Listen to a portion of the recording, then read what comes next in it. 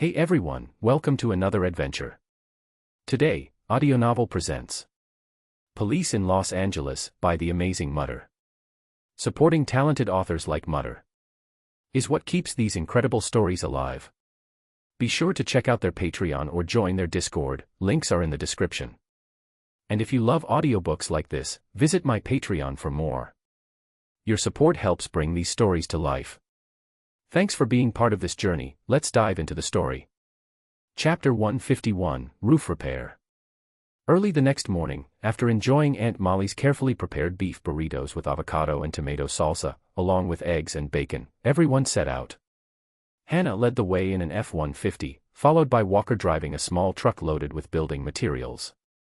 Half an hour later, they arrived at Hannah's small farm, where an elderly Mexican couple dressed in traditional attire were waiting at the gate. Old Tiago wore a poncho-like chamando and a classic wide-brimmed straw hat, while the old woman was in a traditional China poblana dress, black with gold trim and embroidered with red, white, and green flowers. "Dear, welcome home." The wrinkled old woman held Hannah's hand, her eyes teary as she looked at her.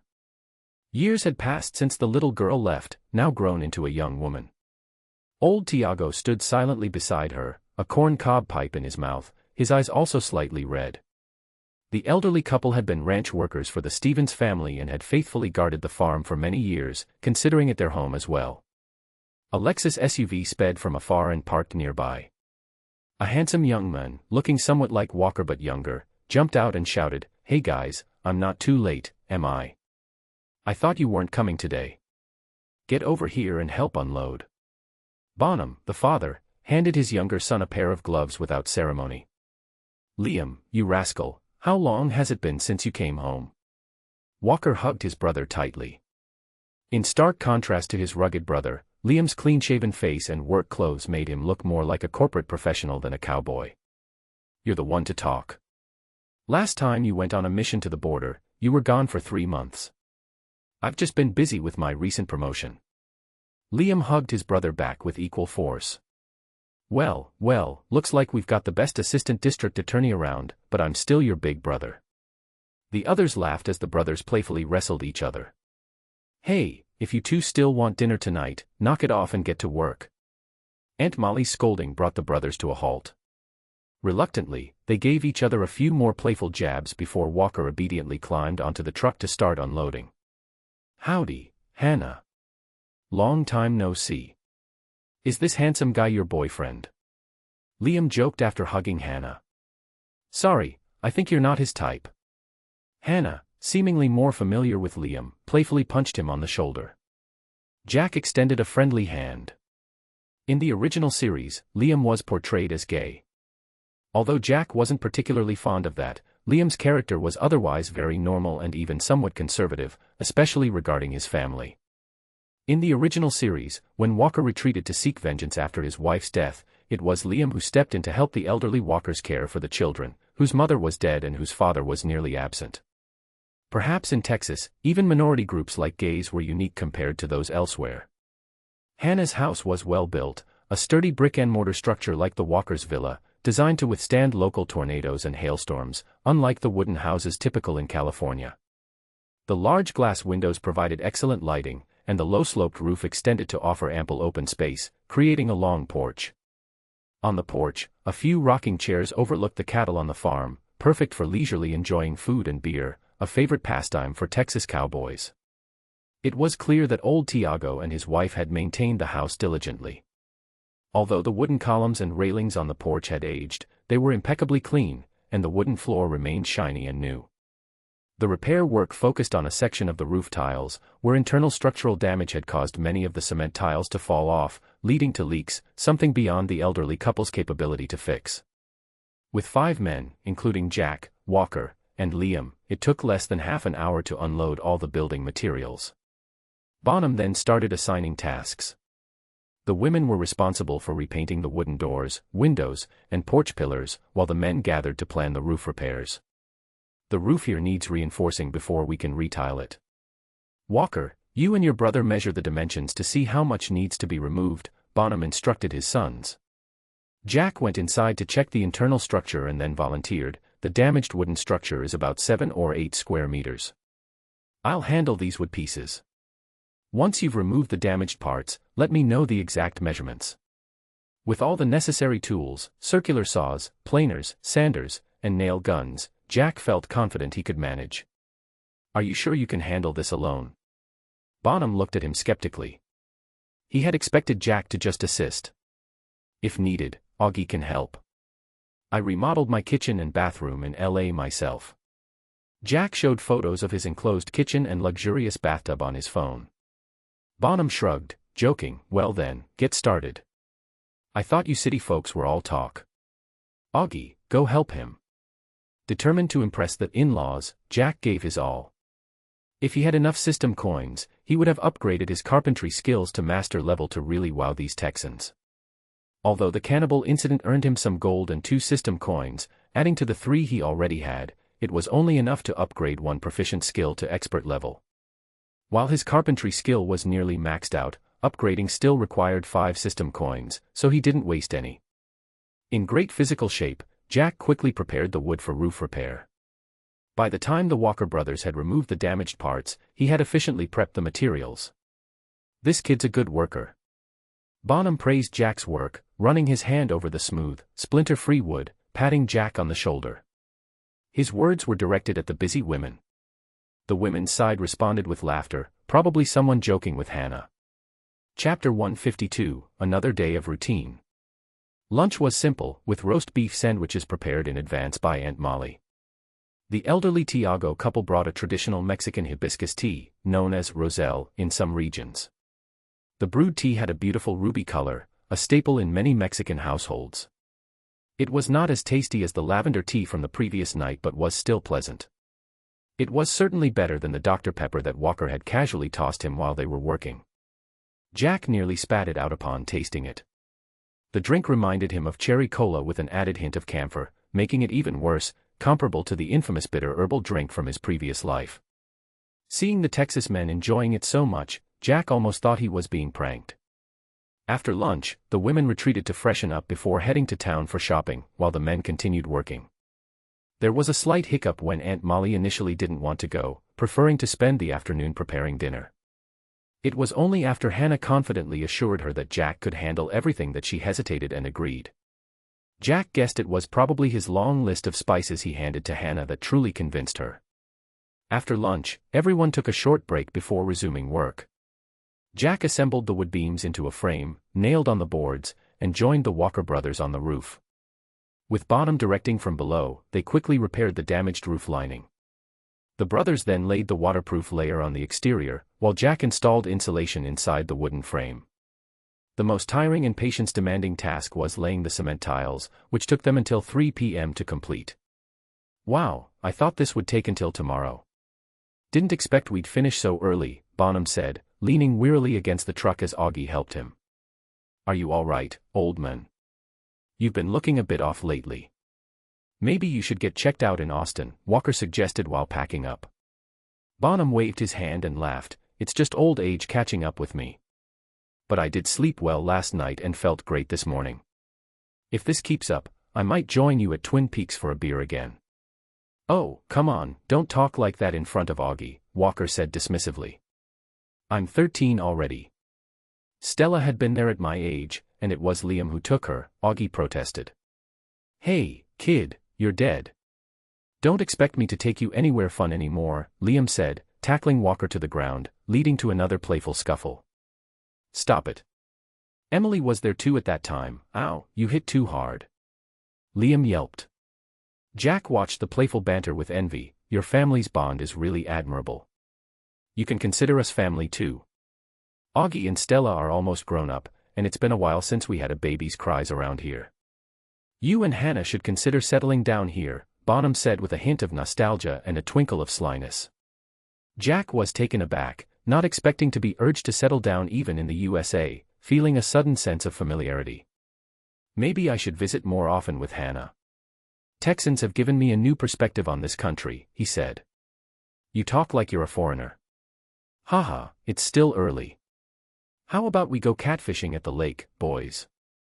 Walker suggested, and the men cheered. Jack, curious about the real-life experience of hand fishing for catfish, eagerly agreed. Fortunately, Texas didn't have severe heavy metal pollution like the Great Lakes region, and there hadn't been any major chemical spills like in Ohio. Whether catfish or other freshwater fish, as long as they weren't scavengers or alligator gars, Jack knew how to make them into American favorites.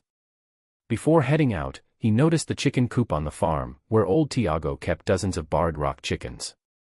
These free-range chickens, common in rural areas, were rarely seen in American supermarkets.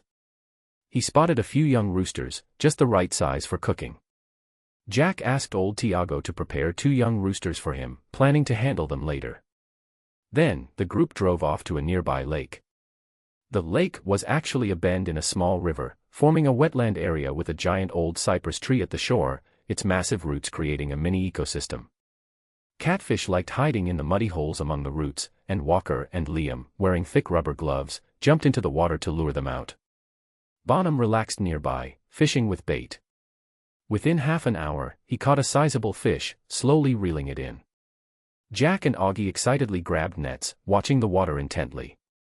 Eventually, a nearly 20-pound striped bass was hauled ashore, earning Jack a wet but proud moment as Bonham praised the good luck brought by the newcomer. Meanwhile, Walker and Liam caught a 30-pound catfish together. By 5 p.m., the group returned with 2 big fish. Back at Hannah's farm, the women had just returned from shopping. Hannah had bought a large bag of spices from the Asian supermarket. Using the leftover cement tiles from the roof repair, Jack built 2 simple stoves, amazing the onlookers with his culinary skills.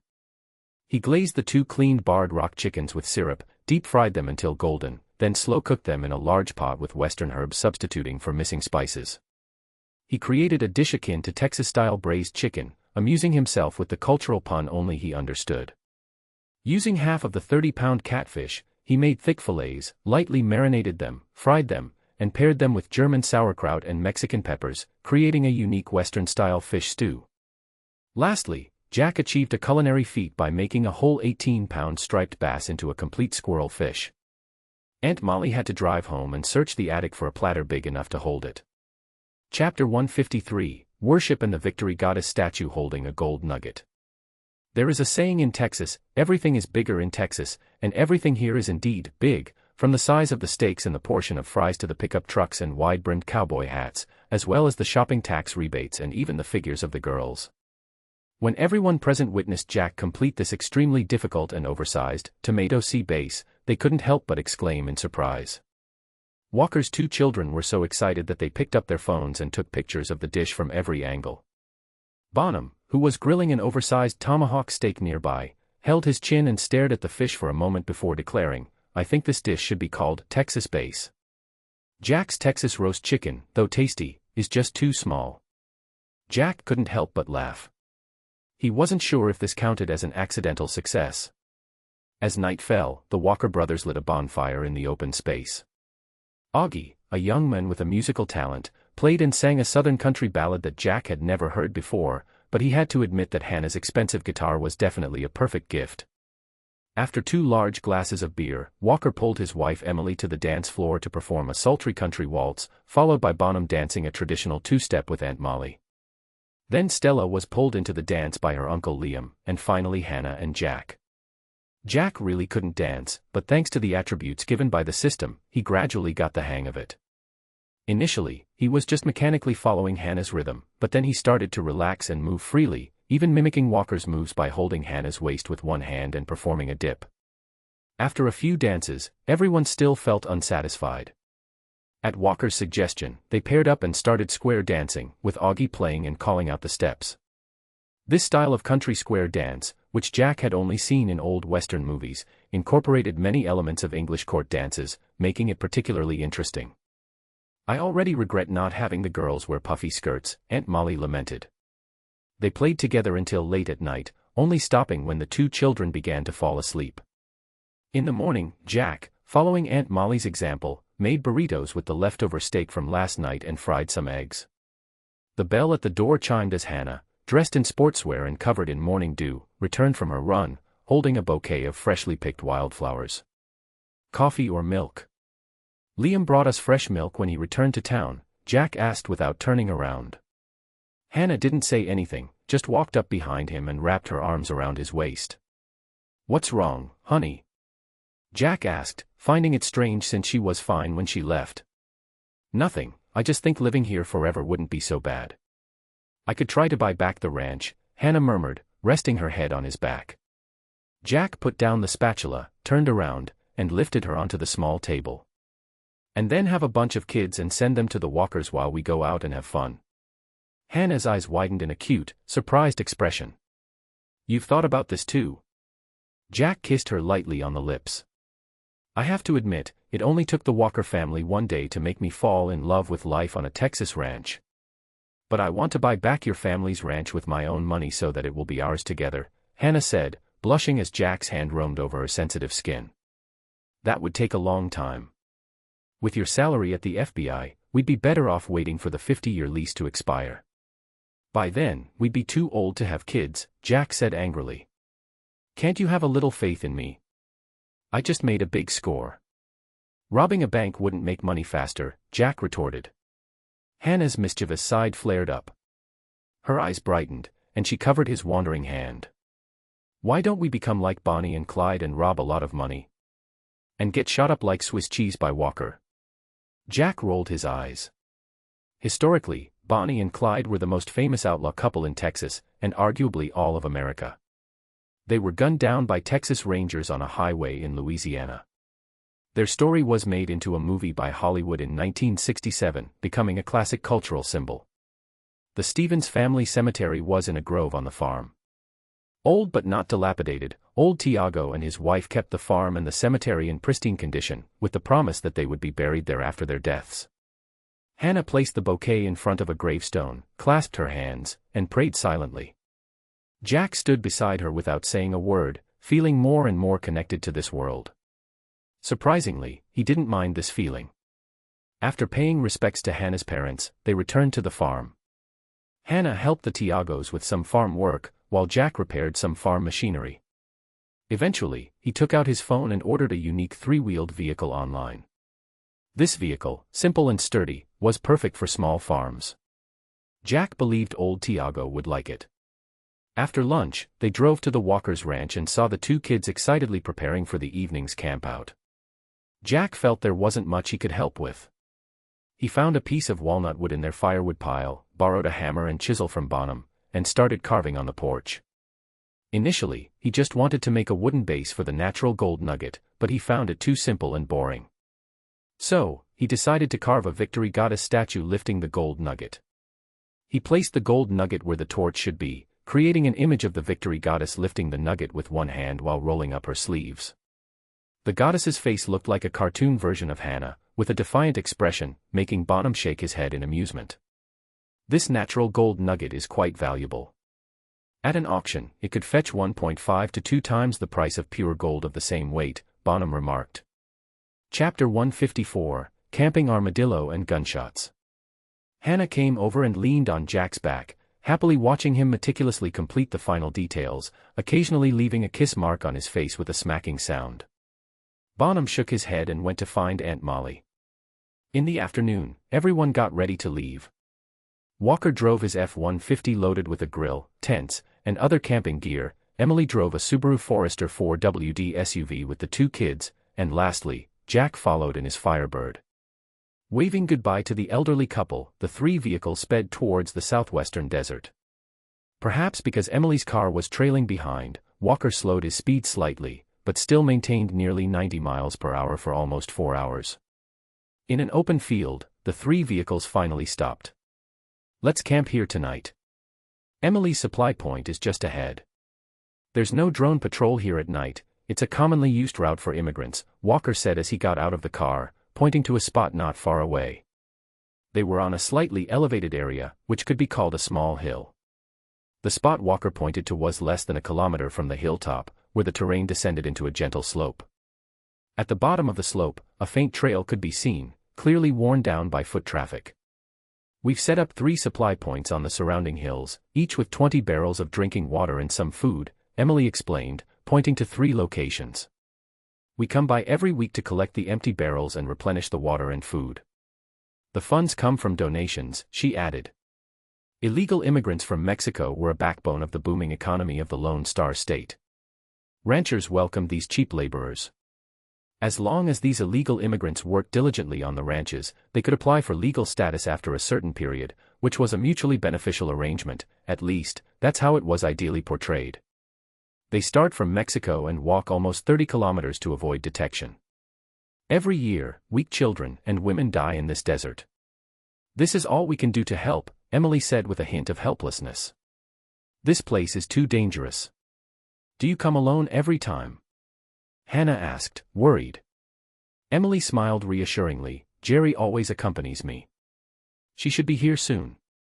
Besides, I have an AR-15 in the back of my car. You don't have to worry.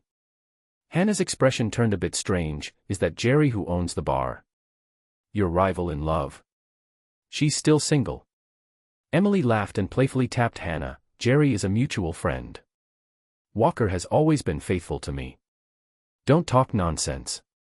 Walker, wearing a smug look that said their relationship was unshakable, gave Emily a kiss on the cheek, only to be pushed away as she urged him to get to work. Jack and Walker unloaded the grill from the truck, while Walker's two children, diligent and capable, quickly set up 3 tents. Jack then took a shovel and dug a shallow trench around the campsite, filling it with sulfur powder to ward off snakes and insects. In this desert, rattlesnakes and scorpions were common visitors. Jack, come look at this. Stella, now quite familiar with Jack, called him over. After setting up the tents, she and her brother started exploring the area. She dragged Jack to a nearby rock, where they saw a thick rattlesnake entangled with a strange creature. The strange creature, about half a meter long, was ugly, resembling a pangolin with its armored body and sparse long hair. It was fearlessly biting the rattlesnake at its vulnerable spot. Despite its thick body, the rattlesnake couldn't overcome the heavily armored opponent and was tightly coiled but unable to escape. Is that an armadillo? Jack had only seen this American animal on nature shows before.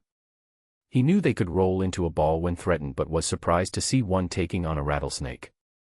In no time, the rattlesnake was torn to shreds, and the armadillo began eating it from the head. Can we catch it and play with it? Stella asked, curious but was stopped by Jack.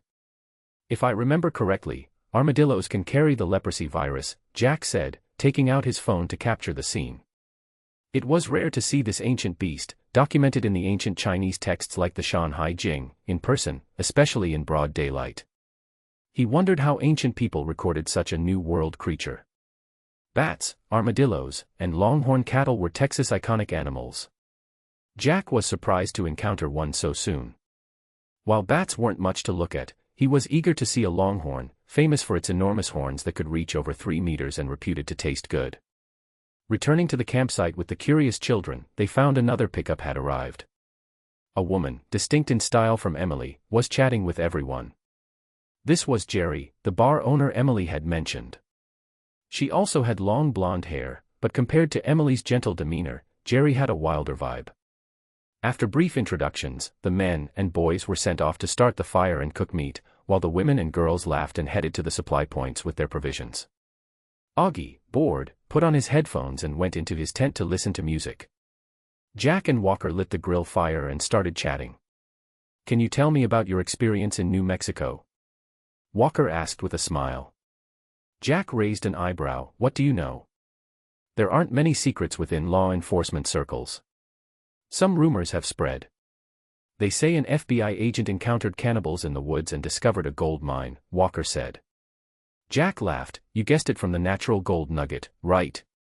But technically, I'm not an FBI agent yet. He described his encounter, choosing non-sensitive details. Walker was a bit disappointed. It's a pity the whole case is classified. Otherwise, just the story could earn you a month's worth of free whiskey at Jerry's bar. Jack was about to respond when a gunshot rang out in the distance, followed by a scream, Walker. The two men were startled, exchanged a look, and simultaneously drew their guns, sprinting towards the source of the sound. Walker shouted to his son, who had emerged from the tent, puzzled by the noise, grab the gun from your mom's car.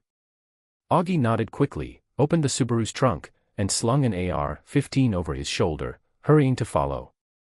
Chapter 155, Fire in the Hole. Jack's speed was astonishing, and he quickly outpaced Walker and his son, disappearing from their view after a single burst of acceleration. The desert terrain, though sparsely vegetated, had some tall cacti and shrubs that obstructed the view. The sound of gunfire had already turned into a cacophony. Among the shots, Jack could distinguish the sound of Hannah's Glock, but the enemy's gunfire was even more intense, with at least 4 or 5 handguns firing in their direction. Hannah! Jack was frantic. He skirted around a thicket and saw 3 figures ahead, the bar owner Jerry and Stella, half carrying and half supporting Emily, who was stumbling towards them. There was no sign of Hannah. Emily clutched her right abdomen, blood seeping through her fingers. Jack rushed to support her, laying her flat on the ground. He quickly cast a healing spell to stop the bleeding and urgently asked, "Where's Hannah?" Emily was in too much pain to speak. Jerry, panting heavily, pointed back. "Hannah stayed behind to cover us. There are many of them, just down the slope. You need to go help her." Jack took off his jacket and placed it under Emily's injured side. "Try to stop the bleeding. I'll go help Hannah." Hannah's Glock was still firing, indicating she was holding her ground, but Jack couldn't waste any time. The primary organs on the right side of the abdomen are the liver and kidneys. As long as he could stop the internal bleeding, Emily's life wouldn't be in danger. In the original story, Emily died after encountering drug traffickers alone and was silenced. Jack had arranged this group outing to avoid such a scenario, but even with 4 of them together, something still went wrong. At least now, he could take the opportunity to solve the problem completely. Walker and his son arrived just then. Seeing Emily injured, Augie turned pale, while Walker's face darkened. He knelt to check on his wife's wound. "Augie, give me the gun." Jack grabbed the AR-15 from Augie's shoulder, checked the magazine, which held standard NATO 5.56 by 45 mm rounds, and loaded it. He then jogged towards the direction of the Glock shots, staying low. He hadn't run more than 50 meters when he spotted Hannah crouched behind a rock in a thicket, pinned down by gunfire. She could only occasionally extend her hand to fire blindly, with an empty magazine lying beside her. "Hannah, are you okay?" Jack dropped to the ground and crawled towards her. Hannah glanced back at him and shook her head. "I'm fine. There are 5 of them. I'm out of magazines and only have 3 rounds left." Jack handed her his FK 7.5, along with 2 spare magazines. "Cover me. This gun has a bit of recoil, so be careful." Hannah nodded, putting away her Glock and switching to the FK 7.5. The enemy, sensing the lull in return fire, ceased their own shooting. Someone shouted in Spanish, urging their comrades forward. Jack rolled sideways several times, taking cover behind another rock. He peeked down the slope, noting that dusk had fallen, but there was still enough light from a waning moon for his enhanced senses.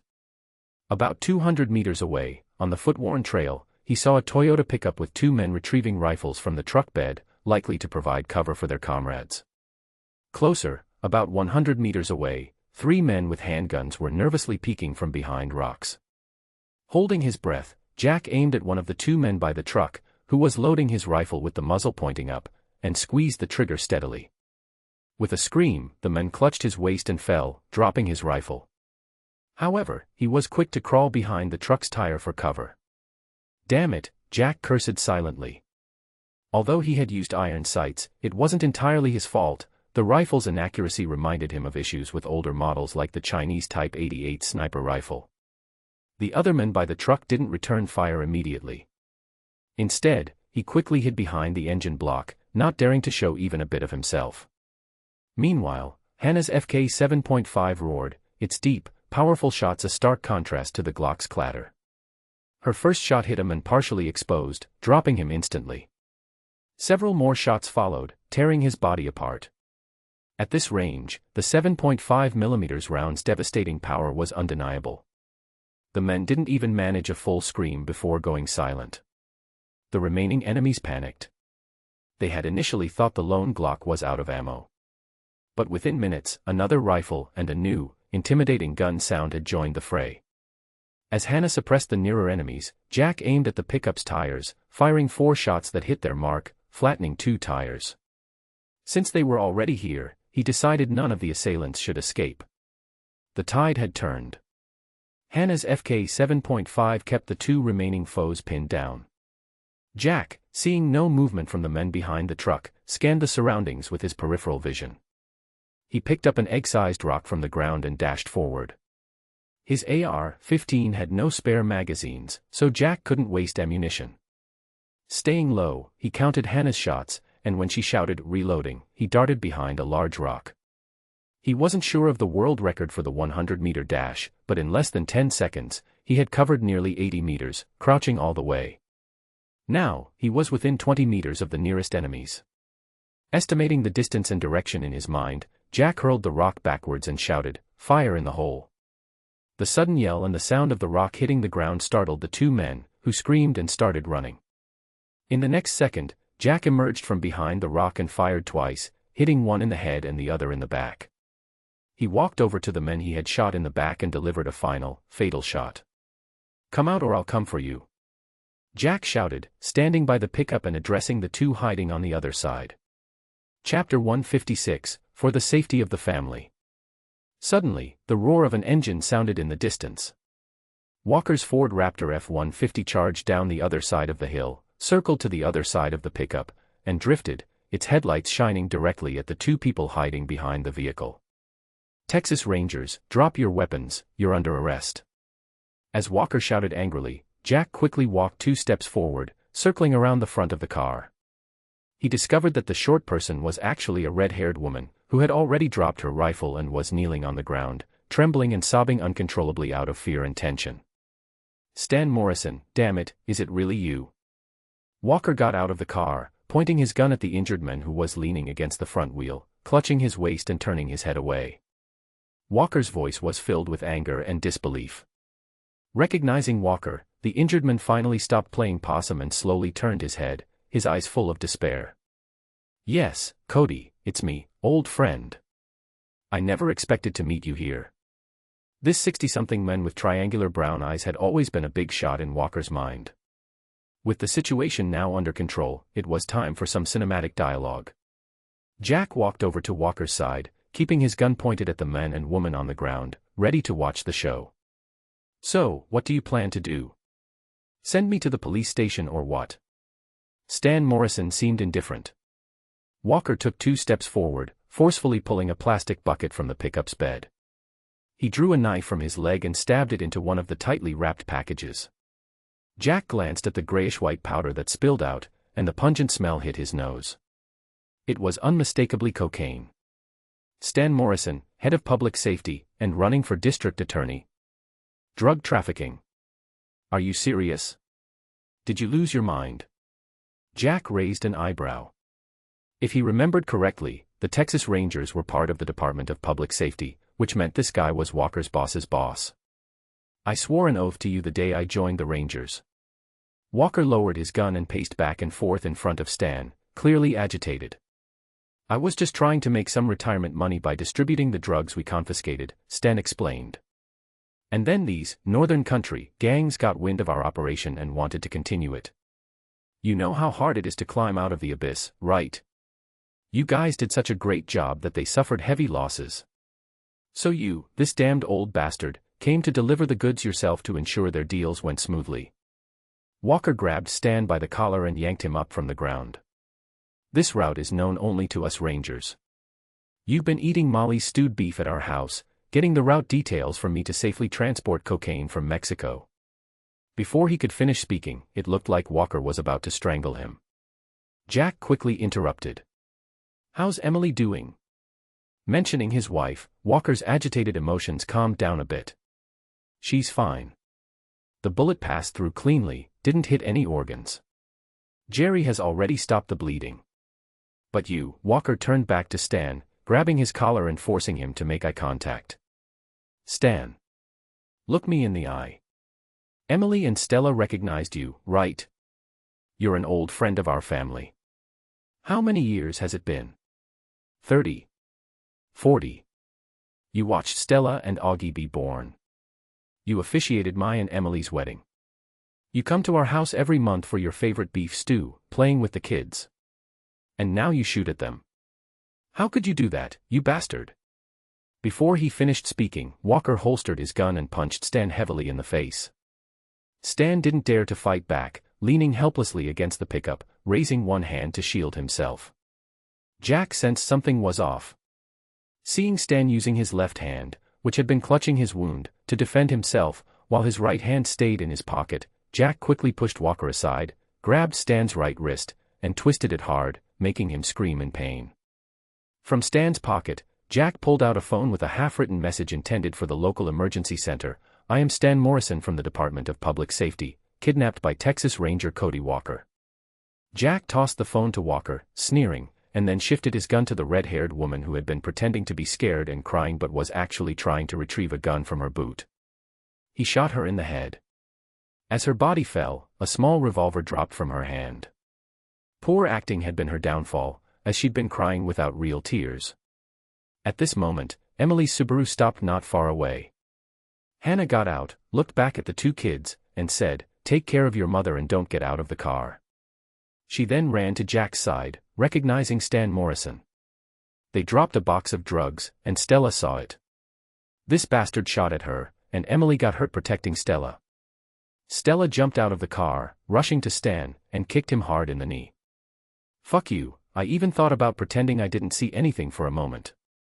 You dare shoot at me and my mom." Hannah hugged Stella from behind, pulling the emotional girl back to the car. "Hannah, don't go to the hospital. Drive a bit further and wait for us," Jack instructed. And planning to flee. While the female officer recorded Reacher's fingerprints, the bald cop dumped the items from Reacher's pockets onto the desk: a travel toothbrush, over $200 in cash, and a World War II French medal.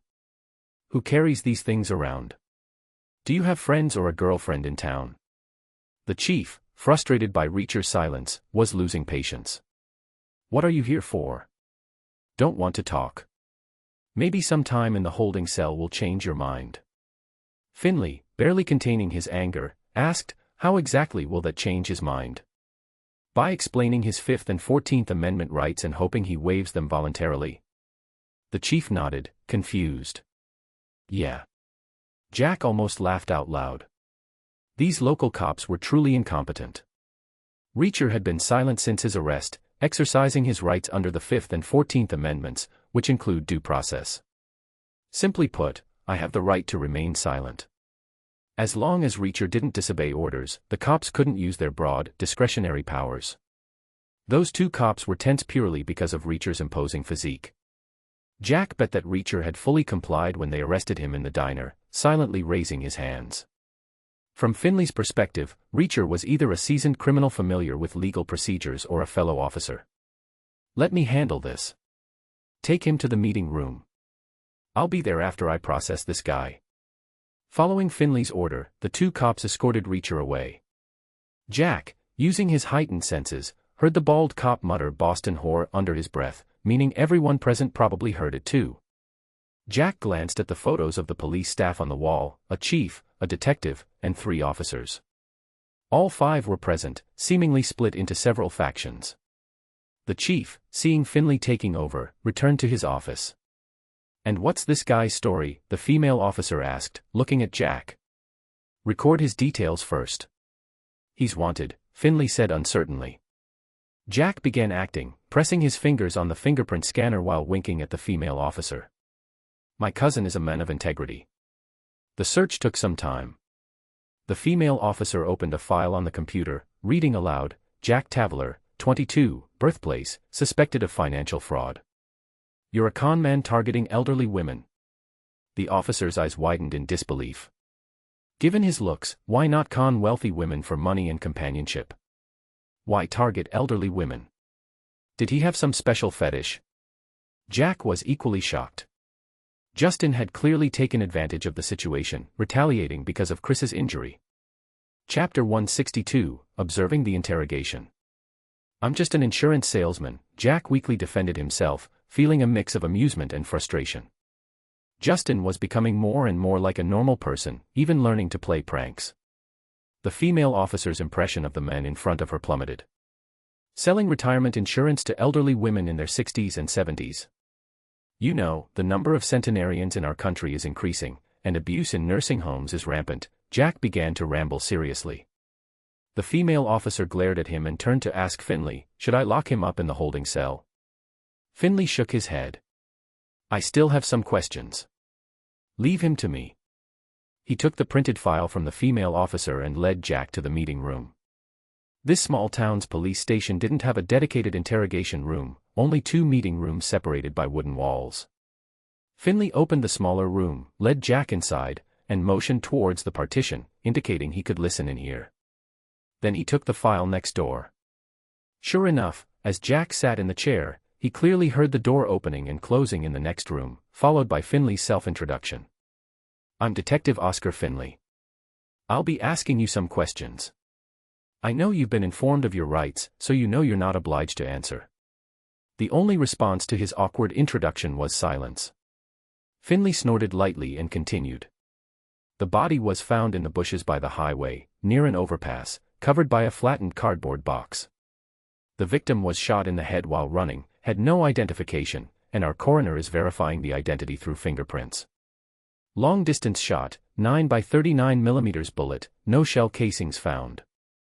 The victim was a male, in his 30s, of medium build, and was beaten after death. Do you know who this person is? How did he die? The response was still endless silence. All right, talking to you is interesting, but I don't want to waste my afternoon. Maybe your court-appointed lawyer can make you talk. Jack heard the sound of a chair being pushed back as someone stood up, the scraping sound on the floor indicating Finley had lost his patience and was ending this futile conversation. Just as Jack heard the door handle turning, a new male voice, deep and resonant, suddenly spoke up from next door. I don't need a lawyer. Then came Finley's mockery. Listen, he's speaking. He speaks when he wants to. Reacher's reply also used third person. Why don't you need a lawyer? The sound of the chair being pushed suggested Finley had sat back down. Because I didn't kill anyone, Reacher paused, then continued. At least not recently, and not in this town. Finley seemed taken aback. Jack couldn't see his expression, but he imagined it didn't look pleasant at the moment. Next came the sound of papers being flipped, and after a while, Finley's voice resumed. Jack Reacher, both parents deceased, an older brother named Joe. You are a veteran, once led the 110th Special Investigations Unit of the military police. So, you're a military policeman. Finley continued reading the file. You killed several people during your missions, but the military court investigation ruled it was all justified. So, if I believe the man sitting in front of me is a trained killing machine, you know what that means. Your assumption isn't wrong, but this murder has nothing to do with me. Based on your description, there were at least 3 perpetrators. Hearing Reacher start to analyze the case, Jack smiled, feeling a sense of camaraderie. Long-distance shot, 1 fatal shot, so the shooter is skilled. 9 by 39 mm bullet, that's a subsonic round from the former Soviet Union. If I had to guess, it was a VSS, with an integrated silencer, efficient and quiet. This person isn't a novice since they collected the shell casings. All right, please continue. Finley seemed to find Reacher's analysis reasonable. The second person is a maniac who beat the corpse, not mentally stable, which doesn't align with the professional shooter's behavior. The third person is introverted, somewhat compassionate, so they grabbed some items to cover the body. The maniac wouldn't bother with such unnecessary actions, and the shooter is meticulous and wouldn't randomly use a cardboard box to cover someone. Jack nodded frequently. Though this was a simple psychological profile, the fact that these words came from a man weighing over 230 pounds made it seem incongruous. People often had the bias that someone with muscles must also have a brain full of muscles, not capable of such thought. Finley seemed to find Reacher's words reasonable. Your hypothesis is interesting, but someone saw a person near the dump site today, matching your description. You know, in this small town, there aren't many people with your physique. That person was me. I got off a long-distance bus this morning and walked here, Reacher explained. But the bus doesn't stop in Margrave, Finley pointed out a crucial detail. I didn't say it stopped in Margrave. The driver did me a favor and made an exception, Reacher said, a bit angrily. Jack sensed that Finley was deliberately trying to provoke Reacher to test him, finding it amusing. This guy hadn't realized that the big men in front of him not only far exceeded him in physique but also in intelligence. The two then had a boring exchange about why Reacher came to Margrave. Reacher claimed he came on a whim, just to learn about a deceased blues singer, Blind Blake. Finley found this illogical. A drifter with over $200 in his pocket traveled hundreds of miles to this remote town just to learn about a deceased black blues singer. By now, Finley had fixed Reacher's image in his mind as a useless drifter, or worse, a PTSD-afflicted veteran. All right, the coroner estimates the time of death was around midnight. If I can confirm you were on the bus at that time, you're cleared of suspicion. But until then, we need to detain you. Finley finally lost his patience, unwilling to listen to Reacher's explanations any longer. You know what that means. Reacher's voice sounded disappointed. It means I'll be here for a while. It takes time to get a search warrant. Too bad. Finley stood up briskly, his tone a bit gloating. Sorry, the law requires a warrant. Come on, I'll take you to the holding cell. Chapter 163, Jack's efforts to get the plot back on track. Not long after, footsteps sounded outside again, drawing closer and stopping at the small meeting room door. The next second, the door opened, and Finley's dark face peeked in.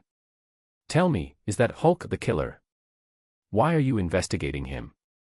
He carefully closed the door, his expression anxious but his voice deliberately low. I'm an IRS investigator. Murder cases aren't within my jurisdiction.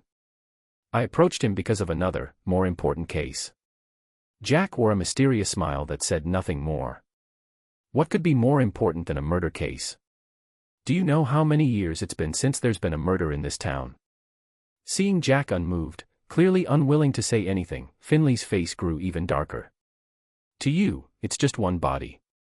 I'm investigating the hidden pile of corpses beneath this calm surface. Jack suddenly stood up. Though he didn't have Reacher's bulk, he still managed to exude a presence that dwarfed the barely 5 feet 7 inches detective. You may have verified my identity, but you should understand that our mutual trust is still very limited. Even if I told you everything now, you wouldn't believe it. Startled by Jack's sudden serious tone, Finley hesitated, staring at Jack as if trying to judge whether this IRS guy was bluffing. Ultimately, he found he couldn't even convince himself.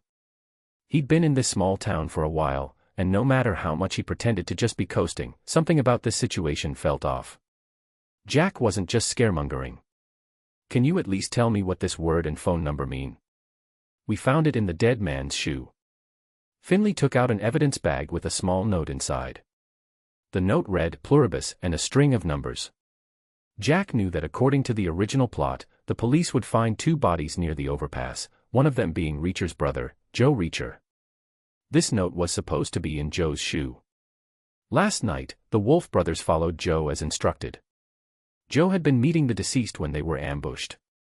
The other man died on the spot, and Joe was severely injured. If not for Jack's intervention, Joe would have stuffed the crucial clue into his shoe before dying. But the Wolf brothers saved him, so the note ended up with Braxton, who handed it to Jack. This morning, Jack had arrived in Margrave at dawn, found the crime scene based on Braxton's description, and placed the note in the deceased's shoe. He even kicked the cardboard box partially open to ensure the body would be found, then waited at the diner until the big guy showed up. If the world's will had a conscience, it would be moved by Jack's effort to keep the plot on track. After all, only the number on the note could lead to the key witness who would expose the crimes of the Kleiner Foundation. Pluribus translated to many or one. Joe meant that by gathering all the clues, he found the person who could reveal the truth, the owner of this phone number. So Jack naturally answered, I don't know, but why don't you just check who the number belongs to? Finley sounded frustrated. Private phone companies are even more bureaucratic than the police system. We're still waiting for a response. Jack shrugged. The IRS can't help with that, but I have a feeling the owner of this number might be important. Feeling that Jack had just stated the obvious, Finley waved dismissively. I'll arrange for you and the other Jack to be held together, but that drifter's not much of a suspect. He might be released tomorrow morning. No problem. That fake warrant will be withdrawn tomorrow morning too, but I have a suggestion for you, Jack said. What suggestion? Don't judge people by stereotypes. Reacher could be a great ally. I suggest you dig into his background. Sometimes admitting someone's better than you isn't a bad thing. Jack smiled as he delivered the pointed remark. The black detective was silent for a while before reluctantly nodding. I really dislike him, but I'll consider your suggestion. The holding cell was actually just a corner of the office area, enclosed by steel bars. Finley opened the cell door, and Reacher, hearing the noise, looked up at them. "Ah, we meet again," Jack greeted Reacher. Reacher ignored him, just frowning. Jack, unwilling to give up, continued to try to chat. "How was the peach pie at the diner?" "It's the best in Georgia, I dare say." Reacher frowned at him for a long moment before replying, "They arrested me before I could take a bite." "Well, that's a shame." Jack shrugged. With that, the conversation died, and Jack decided not to push too hard, maintaining a silent atmosphere. About 2 or 3 hours later, the delicate-looking female officer brought over a cup of coffee and handed it to Reacher. "You've been in here a while. I thought you might need something to stay alert." "Thank you." Reacher stood up, walked to the bars, took the coffee, and smiled appreciatively. Jack looked up eagerly at the female officer. Though he was already full from the diner and had 3 cups of coffee, he felt a pang of injustice. Why did only Reacher get coffee? The delicate female officer glared at him, saw his bright smile and dimples, and grudgingly brought him a cup too, but without sugar. Jack walked to Reacher, took the cup, sipped, and nearly choked on the bitterness, then sulked back to his seat holding the cup. "I guessed you like black coffee," the female officer said to Reacher, still standing by the bars. "How did you guess?" Reacher took a sip. "You don't seem to like fancy things." "Cream and sugar are fancy," the female officer replied. "So you think I'm innocent?" Reacher asked. "Why do you say that?" The female officer's smile was slightly flirtatious. "Because I don't think you'd give coffee to a guilty person." Jack was flabbergasted. "Sure enough," the female officer pointed at him. "Didn't I also give coffee to that fraudster who targets elderly women? So frustrating. You two flirt all you want, but do I have to be the collateral damage while eating my popcorn?" Reacher seemed surprised, glancing at the innocent-looking Jack. "So, he's really not one of yours?" Jack finally couldn't hold back. "Are you stupid? Look at that wall, can it fit any more photos? If it weren't for urgent business, I'd still be eating crawfish in Pelican State right now." Chapter 164, Entering Prison. Reacher's eyes were filled with confusion as he frowned and stared at Jack for a long time, as if trying to figure out where his deduction had gone wrong. The female officer reached out her hand, signaling the two to return their cups after finishing their coffee. "It's interesting that you're both named Jack." Jack stood up again, handed over his ceramic cup, and turned around, extending his hand to Reacher in a friendly gesture. "Jack Tavaler." Reacher, still frowning, shook hands while scrutinizing him. "Jack Reacher." At this moment, Finley hurriedly walked out of the office and called to the female officer. "Roscoe, we need to leave immediately. We've traced that phone number. Looks like we'll be spending some time together. Maybe we can chat about how to distinguish ourselves, or we could give each other nicknames." Jack suggested with a smile. "You can be Little Jack," Reacher said, looking down at him. "We still don't know who's older," Jack responded, also looking down, though at Reacher's other head. The two fell silent again. Less than an hour later, Officer Roscoe and Finley returned, escorting a well-dressed white man in designer casual clothes into the police station. "Get in," Finley opened the cell door and motioned for the white man to enter. The men looked at Reacher as if seeing a monster. Jack scooted over a bit, allowing the men to cautiously slide along the wall and sit next to Jack. "Hey, Reacher, come with me," Finley gestured for Reacher to step out. No, Reacher remained seated, unmoving. Finley widened his eyes. "Excuse me, what did you say?" "Unless you unbind me first." "You all know I'm not the killer, and this thing is very uncomfortable," Reacher replied. Finley, exasperated, told Roscoe, "Go get a letter opener." "No need," Reacher stood up, using his thick arm to easily snap the plastic tie on his wrist. He smiled and picked it up. "Do you have a recycling bin?" Jack, observing the standard handcuffs on his wrists, fell into deep thought. Would it scare people if he did the same? "You shouldn't have done that. Next time, they'll know to tie you up more," Jack suggested sincerely as Reacher walked out of the holding cell.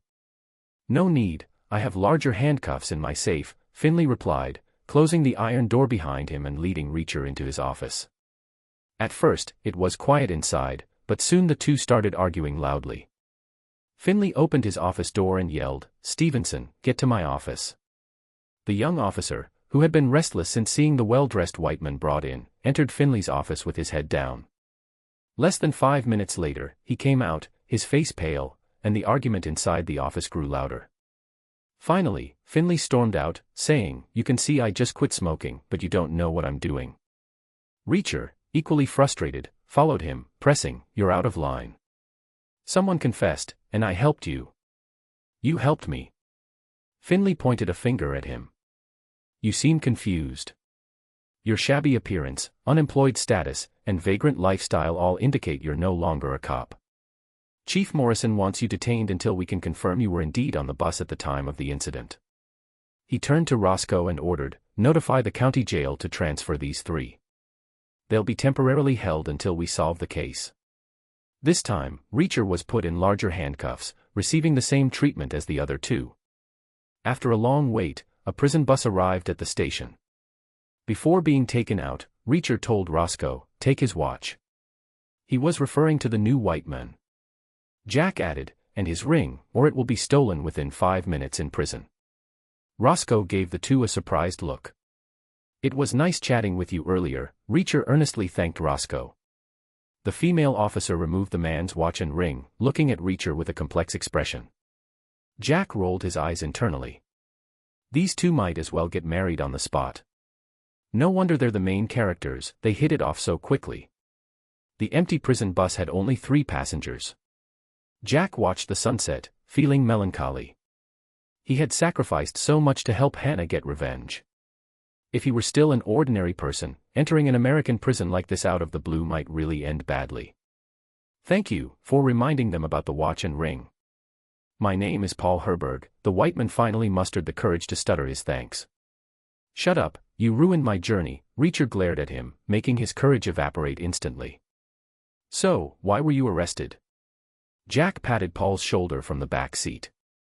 "Detective Finley found me. He said they found a phone number in a shoe on a corpse, and it was mine. So I confessed to being the killer," Paul whispered. "So, did you actually kill anyone?" Jack asked knowingly. This guy looked like a weakling, with thighs no thicker than Reacher's arms. "No, you wouldn't understand. If I didn't confess, I would be dead," Paul sobbed. Jack didn't press further. Confirming this guy was the key witness was enough. Next, they just needed another event to unite the main characters and crack the case. When the prison bus entered the jail, it was already dark. A scruffy old warden was waiting outside, watching the 3 disembark in turn. "I'm Officer Spa. Follow the yellow line. You'll be held in isolation cells until they arrange for your weekend hearing." After changing into prison uniforms, the 3 were taken to an empty 4-person cell, and the night passed without incident. In the morning, after a bell rang, the cell's electromagnetic lock automatically opened. Jack opened his eyes and saw Reacher, who had been sleeping on the top bunk, jump down and walk out of the cell. Paul, squatting in a corner, looked distressed, clearly having not slept all night. Jack patted his shoulder and followed him out. The corridor outside the cell was bustling, with someone playing rap music. Jack looked around and saw the other inmates were all gang members with tattoos on their arms. He exchanged a glance with Reacher, and they quickly retreated back into the cell. Chapter 165, Prison Time. "This isn't good, we're not in a regular holding cell awaiting trial. We're surrounded by hardcore criminals." Riker said it wasn't good, but his expression remained calm. Paul, on the other hand, was panicking. He stupidly went to the hallway and looked around, quickly running back in fear. Jack climbed back onto the top bunk, lying down to conserve his energy. Today was going to be tough, he had only ever fought one-on-one, never against a group. "Why are we being held here?" Paul asked, panic-stricken. "That's not what you should be worried about right now," Riker said, climbing back to his own top bunk. "You should be more concerned about yourself." "Why?" Paul's panic increased. "They're trading cigarettes, magazines, even meat from today's lunch, all to get the first go at you." Riker began to intimidate him seriously. "You're not a person here, you're currency. Save your strength. You'll need it." Jack almost burst out laughing. Although this big guy was annoyed at being used by Finley, he wouldn't let Paul get abused. He knew that if Paul revealed some information early on, it could make things easier for everyone. Paul looked up at Jack on the other bunk, hesitated, and then huddled in the corner of the cell, trying to make himself as small as possible, like an ostrich burying its head in the sand. Riker turned his playful gaze towards Jack, making him realize that compared to Paul, he probably looked more like an easy target. Damn it, Jack felt a chill, not out of fear but disgust at the thought of having to engage physically with those guys. Sure enough, it wasn't long before a big black guy with a full beard showed up at their cell door, whistling as he looked inside. Aha, what do we have here? A soft, white chick with pretty glasses. The big guy ignored Jack and Riker on the top bunks and squeezed into the small cell with 3 smaller black men following him. Only Paul wore gold-rimmed glasses. Seeing that the intruder was indeed coming for him, Paul cowered in the corner, looking like a bullied little wife. Come here, take off those annoying glasses. The big guy grinned, unbuttoning his pants as he spoke. Jack couldn't take it anymore. Though it wasn't directed at him, he didn't want to see anything disgusting that would ruin his lunch. He gestured to Riker. Riker was annoyed but hopped off his bunk, landing in front of the big guy, startling him.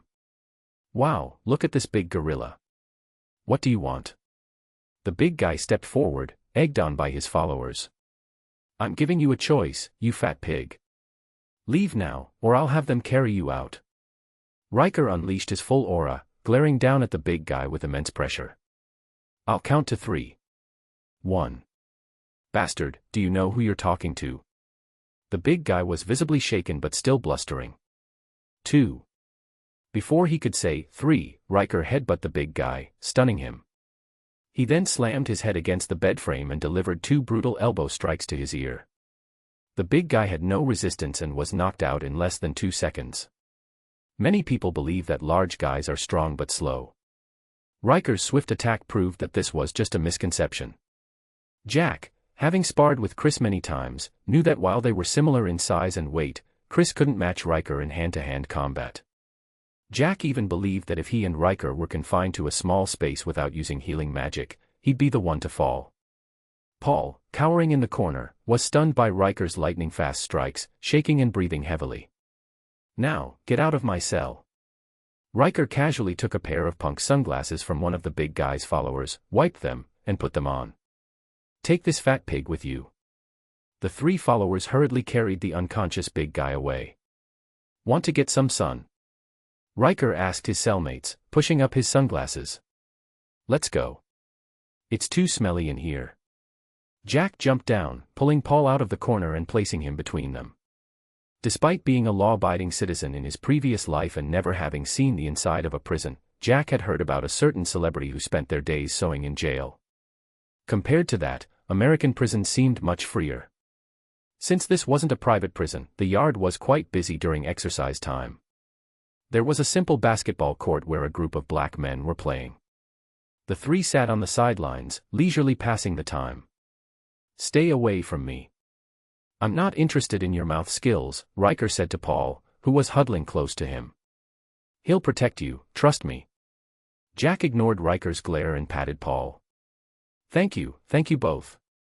I know I've caused big trouble. Paul was clearly still shaken from his earlier ordeal. Riker gave him a look that said, no kidding. How else would you end up here? Everyone who comes in here thinks they're innocent. Jack, staying in character, patted Paul's shoulder in comfort. I'm really not a criminal. I'm a currency manager.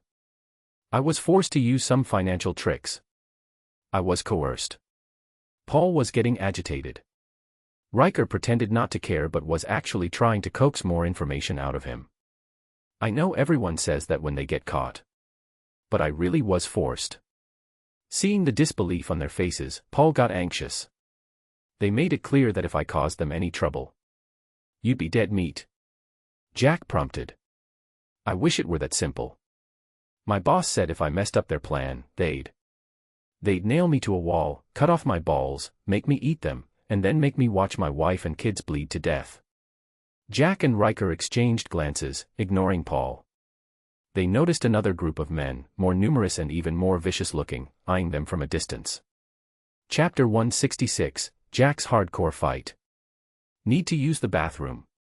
Jack tilted his head at Riker, suggesting they move to a less crowded area to handle the situation. Riker nodded. The two stood up together. Seeing Paul still frozen in place, Jack sighed and patted his shoulder. "Oh, I'll go with you," Paul said, snapping out of his daze and quickly following them. The prison bathroom and shower area were connected, with the toilets inside and the showers outside. A few prisoners were showering as they walked in. After relieving themselves, Jack and Riker came to the outer area, stood by the sinks, and leisurely began washing their hands and faces with towels. Jack, feeling a bit smug, asked Riker, "Now tell me, who's Big Jack and who's Little Jack?" Riker was silent for a moment before answering, "I'm Big Jack." After a pause, he added, "You're Huge Jack." Paul, waiting nervously outside, was completely confused by their conversation. At that moment, 8 burly men crowded into the shower area, blocking the entrance. The two leaders glared at Riker and Paul, whispering among themselves. Jack overheard one of them asking why there were 2 guys with glasses, and he understood. He pushed the still stunned Paul back and looked at Riker. The bald leader, with a fierce face that screamed prison bully, pointed to the prisoners still showering. They quickly wrapped themselves in towels and hurried out, not even rinsing off the soap. Riker grinned at Jack and gestured for him to go ahead. The 8 men were already closing in, standing between the sinks and the 3 of them. No one spoke. 2 of the men held makeshift weapons, one had a sharpened toothbrush handle, the other a small metal shiv. They stood in front of Jack and Riker. Clearing his throat, Jack imitated Riker's earlier bravado and began to taunt them. "If you knew what was coming, you'd turn around and leave immediately. I'll give you a chance. I'll count to 3. 1. Before he finished, he swung his wet towel and delivered a swift kick to the groin of the man with the toothbrush handle. The guy's mouth formed an O, dropping his weapon and collapsing to the floor in pain. Meanwhile, Riker headbutted the man with the shiv, knocking him down. Both prioritized taking out the high-threat targets first. Arg. One of the thugs threw a punch at Jack, who blocked it with his left hand, grabbed the attacker's head, and slammed it into the sink, causing blood to pour out. The thug's partner tried to stab Jack with the fallen toothbrush handle, but Jack caught his wrist, chopped his arm, and pushed him back, causing the sharp handle to pierce his own abdomen. Jack followed with an uppercut, knocking him to the ground, blood oozing from his mouth. The thug who had been hit against the sink tried to grab Jack from behind, but Jack twisted his fingers back, causing him to scream in agony and lose his fighting ability. With the immediate threats neutralized, Jack used one of the incapacitated thugs as a human shield, pushing forward and making the 2 at the door back off in fear. Jack pushed the human shield at one of the thugs, sidestepped a punch, locked the attacker's arm, and broke it with a sharp snap, followed by a stomp that broke the leg with a sickening crack, exposing bone. Riker, meanwhile, had taken down 2 more thugs and was slamming a third into the wall, the impact breaking ribs with a dull thud and a scream. The last thug pushed away his fallen comrade just in time to see Jack's fist flying at his face. Despite his resilience, he was seeing stars and barely holding on. Clearly, he had trained in boxing, shielding his head with his arms. The prison alarm blared. Seeing Riker was done, Jack didn't want to waste time. He grabbed the thug's arms, kicked him in the stomach, lifted him, and threw him back. In terror, the thug flew across the shower area, crashed into the sink, flipped, and landed at Paul's feet, knocking him out cold. In less than 5 minutes, the 8 thugs lay on the floor, while Jack, Riker, and Paul remained standing. Paul, covering his mouth, looked in shock from the thug at his feet to Jack, not understanding how this seemingly gentle guy could be so brutal. Minutes later, a group of guards finally arrived. The leader, holding a rubber baton, looked at the scene in shock. "Why are you here?" "Hurry, follow me before the warden sees," he said, not even glancing at the groaning thugs, and led Jack and the others out. "My report says you should be upstairs awaiting trial." "Why are you in the life sentence area?" "Because your people put us here," Riker replied angrily. The unfamiliar guard led them through the corridors to a large, empty cell upstairs and warned them sternly, "If anyone asks, you were always here. Understand? What just happened has nothing to do with you." With that, he turned and closed the door. Jack surveyed the room, went to the private bathroom, washed the blood off his hands, and threw a damp towel to Riker, signaling him to clean his forehead wound. "So, who are you?" "Frauds who rely on others don't fight like that," Riker asked calmly, wiping his forehead. "We'll talk when we get out." "There's a lot we need to discuss," Jack said, glancing at Paul, who was huddled on the bed like a frightened quail. Chapter 167, Release from Prison. Jack thought for a moment and realized that if he were in Paul's shoes before his transmigration, he probably wouldn't have handled things much better. People say that middle-aged minds and personalities become fixed, but it might be more accurate to say that after experiencing countless setbacks, they finally realize they are not the protagonists of this world and accept their fate. No wonder so many people in his previous life enjoyed reading rebirth novels, imagining themselves as the reborn protagonist, dominating everyone, doing whatever they wanted, and having everything they desired. When Jack first arrived in this world, he was extremely cautious, even enduring bullying from petty thugs without fighting back. But as his strength gradually increased and his interactions with the main characters of this world deepened, his personality began to assert itself. At least his previous self would never have engaged in a contest to compare sizes in a restroom. Was this the so-called old man rekindling youthful madness? A crackling song played in the room, pulling Jack out of his thoughts. Looking up, he saw Paul fiddling with an old radio on the wall. Seeing both Riker on the bed and Jack looking at him, Paul instinctively shrank back and weakly explained, "I just wanted to see if I could find a Beatles song. Their music comforts me. My mom used to sing Rocky Raccoon to me when I was sick." Jack smiled, sat down beside him, and placed a reassuring hand on his shoulder. "You should try to get some sleep. You look awful. I know you didn't sleep a wink last night because you were scared."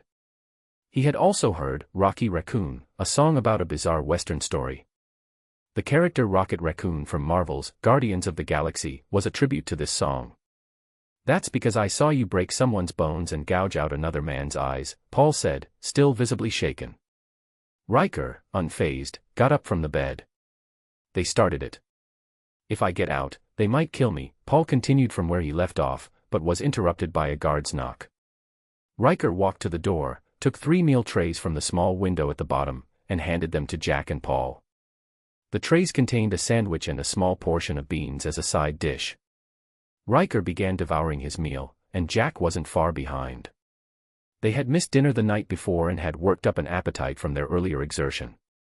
Paul had no appetite and offered his portion to them. Without hesitation, Riker split Paul's sandwich and gave half to Jack.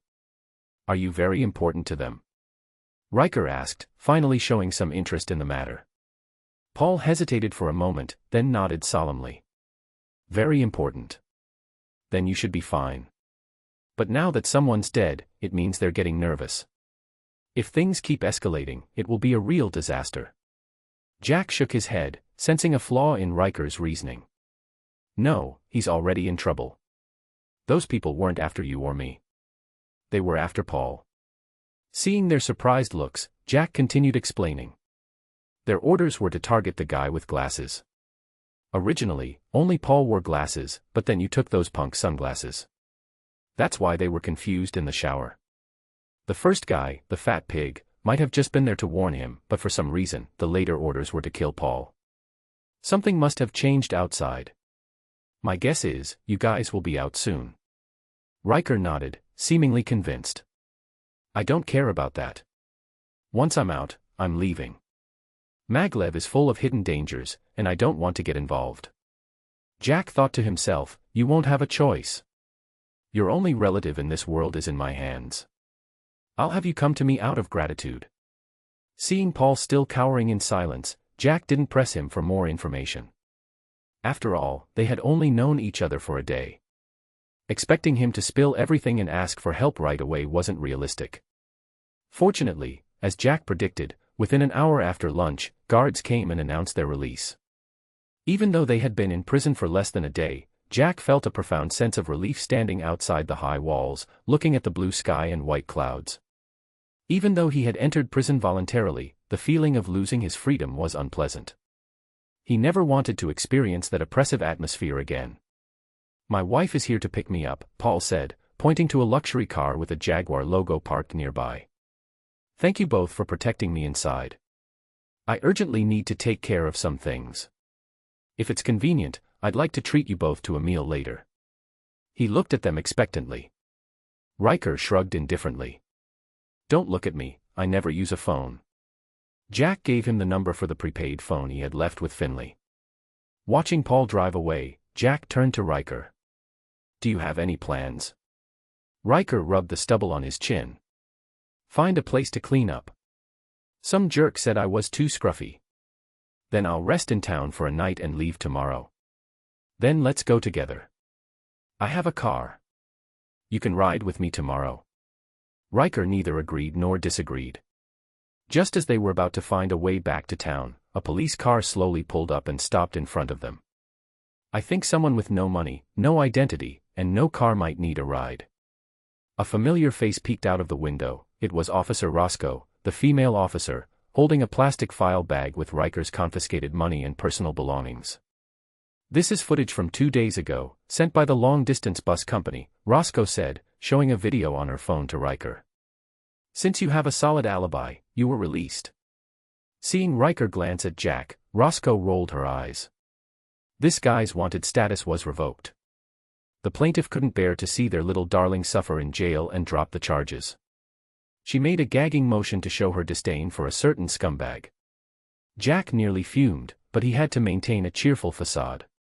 He knew he couldn't do much about Justin's sister and would have to placate her, as he'd need her computer expertise in the future.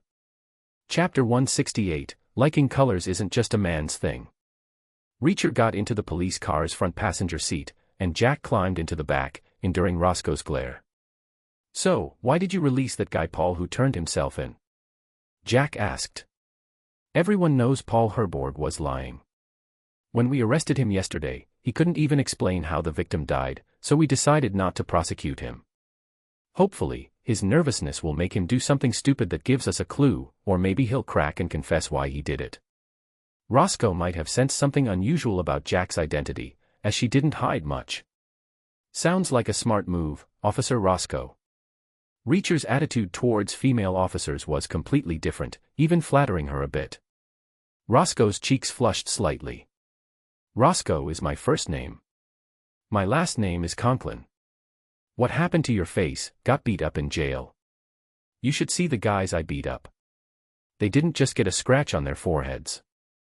Indeed, boasting in front of a pretty girl is every man's innate talent. Jack, in the back seat, rolled his eyes. Even counting the big black guy, this big guy only took down 4 people, while he took down 5 at once. Roscoe drove the 2 back to the police station. Jack privately asked Detective Finley for his gun and car keys. In the parking lot, Finley and Reacher had another argument. It was unclear if Reacher truly wanted to leave this problematic small town or was just angry at Finley for sending him to jail. He said nothing about what he got from Paul Herborg, leaving the black detective furious yet helpless. All right, leave him to me. I promise you, in no more than 3 days, he'll beg you to join the investigation. Jack pulled Finley aside, and Roscoe pulled Reacher away. Including you. Finley persisted. Jack's eyes widened. This old black detective wasn't great at solving cases but was good at gathering allies. Yes, including me. We'll work together, okay. Though he sounded like he was coaxing a child, Finley perked up, excitedly saying, I knew it. I knew it was all connected. The IRS people wouldn't. Jack grabbed his collar, cutting him off, regretting not letting Reacher beat him up earlier. Keep your voice down. Do you want to die? Do you know how many people will die if my identity is exposed? Forget it, never mind. You haven't told anyone about my identity, right? Finley shook his head vigorously, not really angry. I'm not the idiot you think I am. Even when verifying your identity, I only confirmed it with an old partner in Boston without mentioning anything about Margrave. Good. Keep that clear thinking. Keep all your guesses to yourself. If any innocent person dies, it will be on your head. Jack's eyes warned sharply. Though Jack's words had a hint of psychological manipulation, the Kleiner Foundation people were indeed ruthless. The threats Paul Herborg's boss made were not just empty words. Jack felt out of place as Roscoe took Reacher shopping for clothes. They chatted happily, discussing everything from Reacher's experiences after retirement to family, while Jack stood there like a third wheel. Especially when Roscoe saw Reacher's muscles while trying on clothes, she seemed quite impressed. Clearly, women could be just as appreciative of a good physique as men. The town has a barber shop. Mr. Mosley, the barber, is excellent. My foster father used to visit him weekly. It's right in the town square.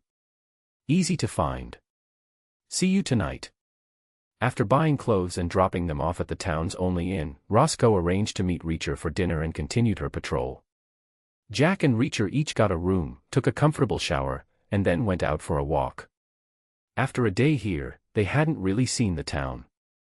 From the outside, Margrave seemed like a pretty nice town, with newly painted lookouts, well-maintained flower beds, and even the bronze statue in the town square shining brightly. This town is impressive, maybe the prettiest southern town I've seen. Actually, Jack wanted to say it didn't even look like it was in the USA. Since his crossing, it was the first time he had seen such a clean street.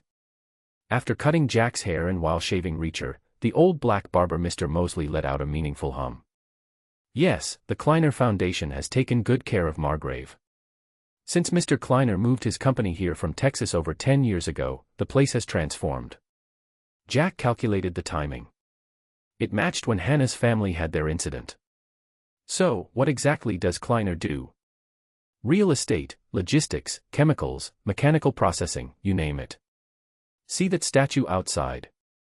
Mr. Mosley pointed to the bronze statue in the square. That's Caspar Tiller. His grandson is our mayor. Kleiner wanted to build a factory, and Tiller sold him a piece of land cheaply. This statue is Kleiner's reward. A win-win, right? Jack chuckled. The old man's humor was refreshing. Just then, a brand-new Ford Raptor F450 pulled up next to the statue. Two young men got out, leaning against the truck, eyes provocatively staring into the shop. That's Kleiner's son, Little Kleiner, and his crazy cousin Dawson. Everyone calls him KJ, but I prefer Troublemaker. Mr. Mosley finished shaving Reacher, explaining the young men while preparing a hot towel. They're here for you. Reacher looked at Jack waiting. I didn't flirt with the town's prettiest cop. Jack teased, when you come to a new place, getting close to the local pretty girls is the easiest way to make enemies, right? Save my spot, will you? Reacher handed the towel back to Mr. Mosley, got up, and headed across the street. Mr. Mosley smiled, so, Roscoe has her eye on him, not you. Oh. That cop has a fiery temper. Didn't notice before. Jack's curiosity was piqued. Chapter 169, He's a Gentleman. The old black barber threw the hot towel into a bamboo basket nearby. That's because you haven't crossed her. There aren't many pretty girls in this town, and Roscoe is the only one Little Kleiner can't get. Why do you think that is?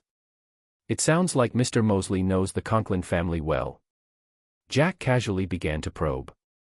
Before that fool Morrison became the police chief here, Roscoe's foster father, Gray Conklin, was the guardian of this place.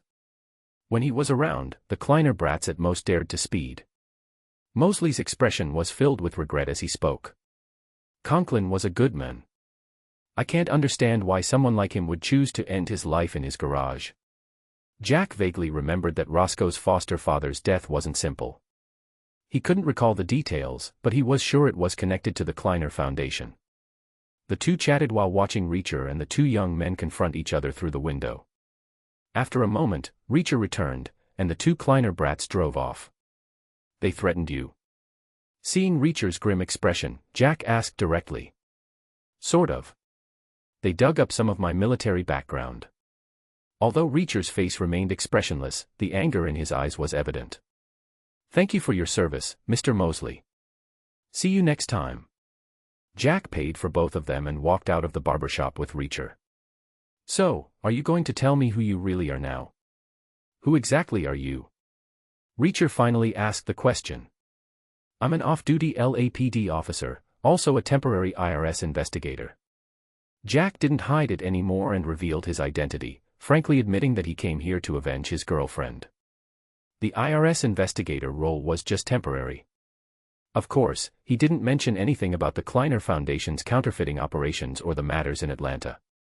Joey Reacher was still in a coma, and everything had to wait until he woke up and could speak. Otherwise, Jack would seem like a clairvoyant. After hearing about what happened to Hannah's family more than 10 years ago, Reacher was somewhat shocked.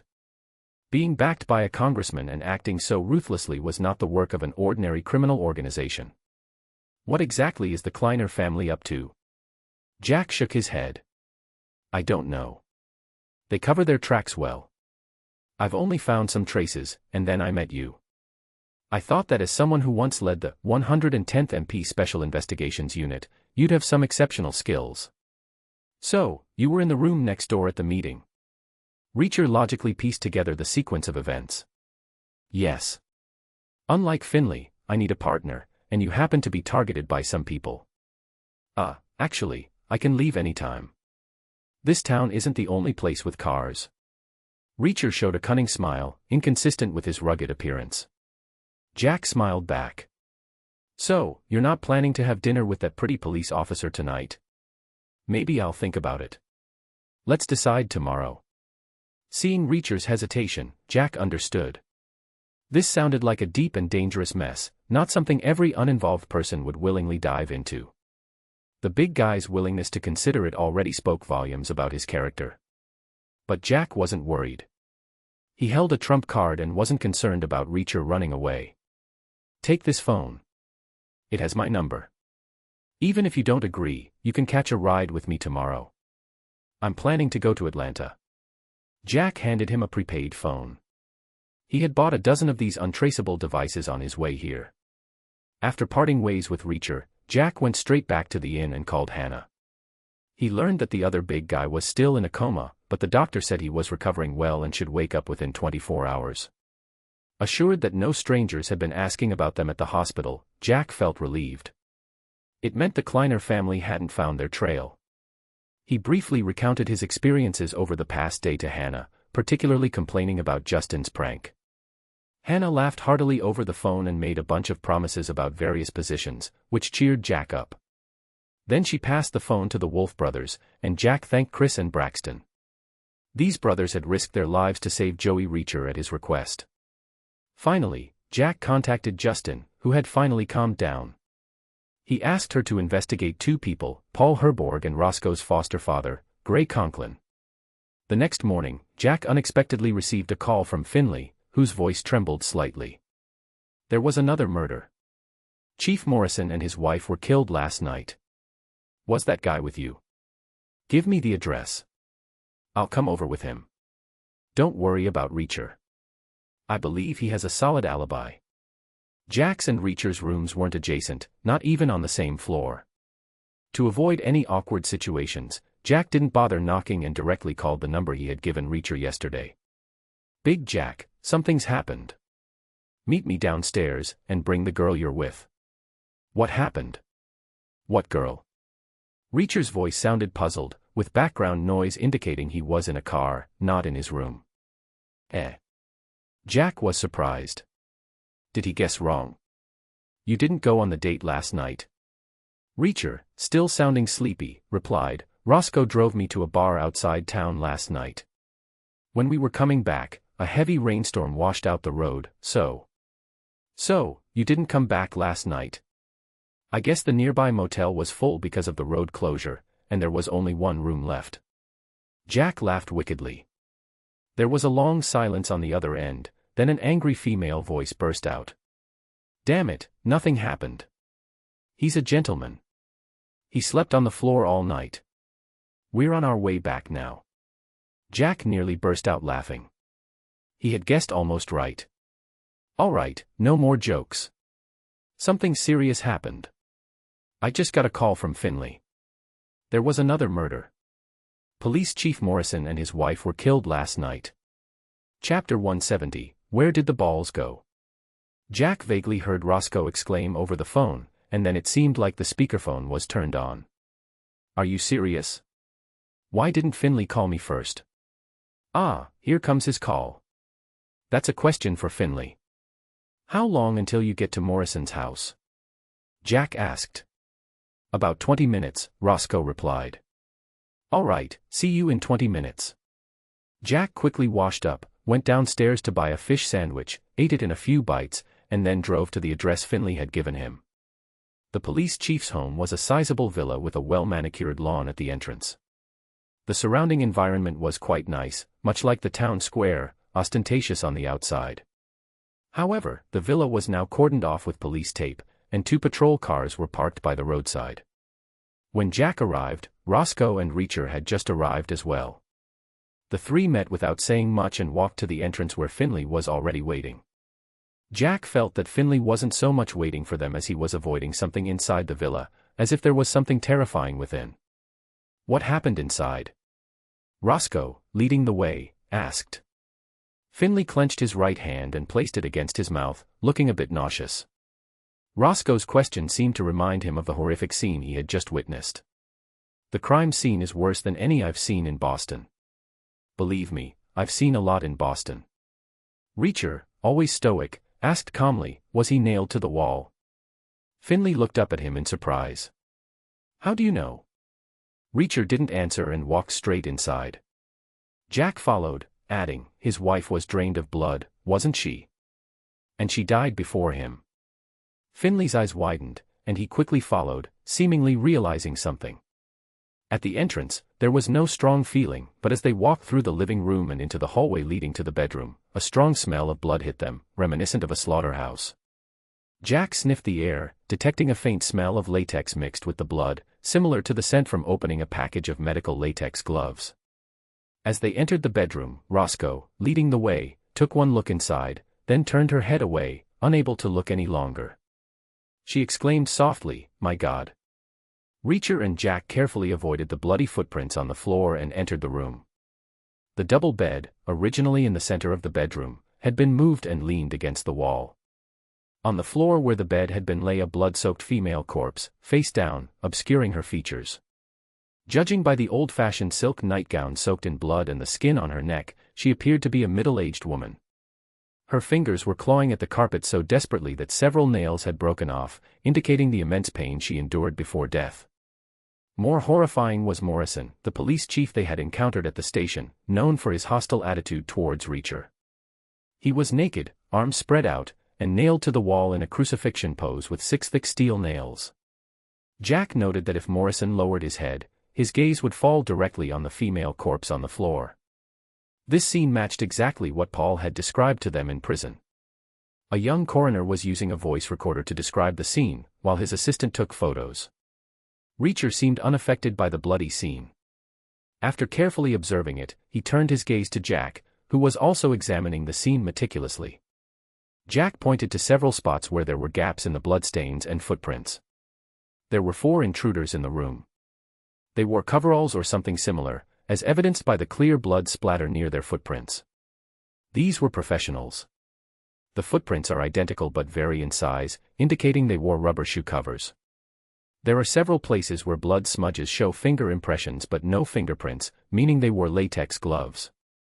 Both bodies are covered in knife wounds, but aside from the final fatal cut to the male victim's neck, the other wounds are shallow, likely inflicted with a serrated blade for the purpose of torture.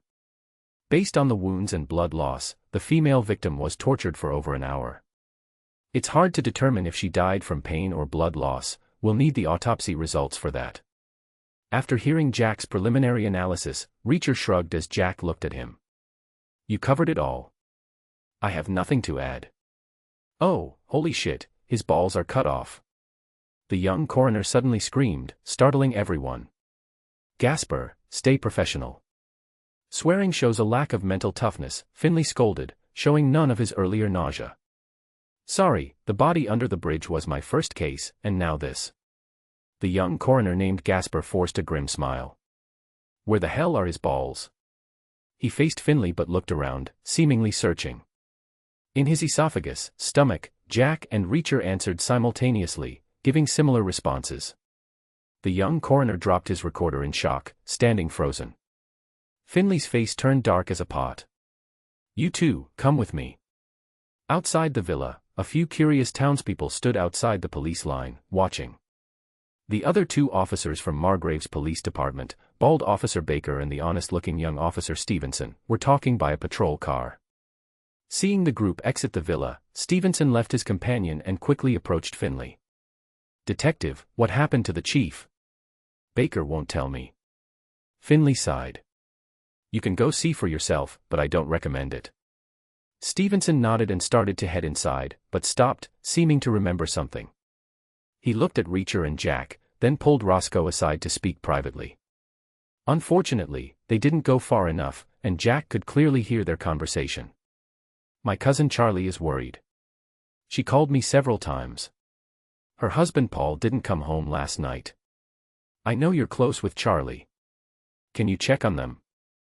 I have to guard the scene and can't leave. Roscoe nodded. No problem. I'll go right after this.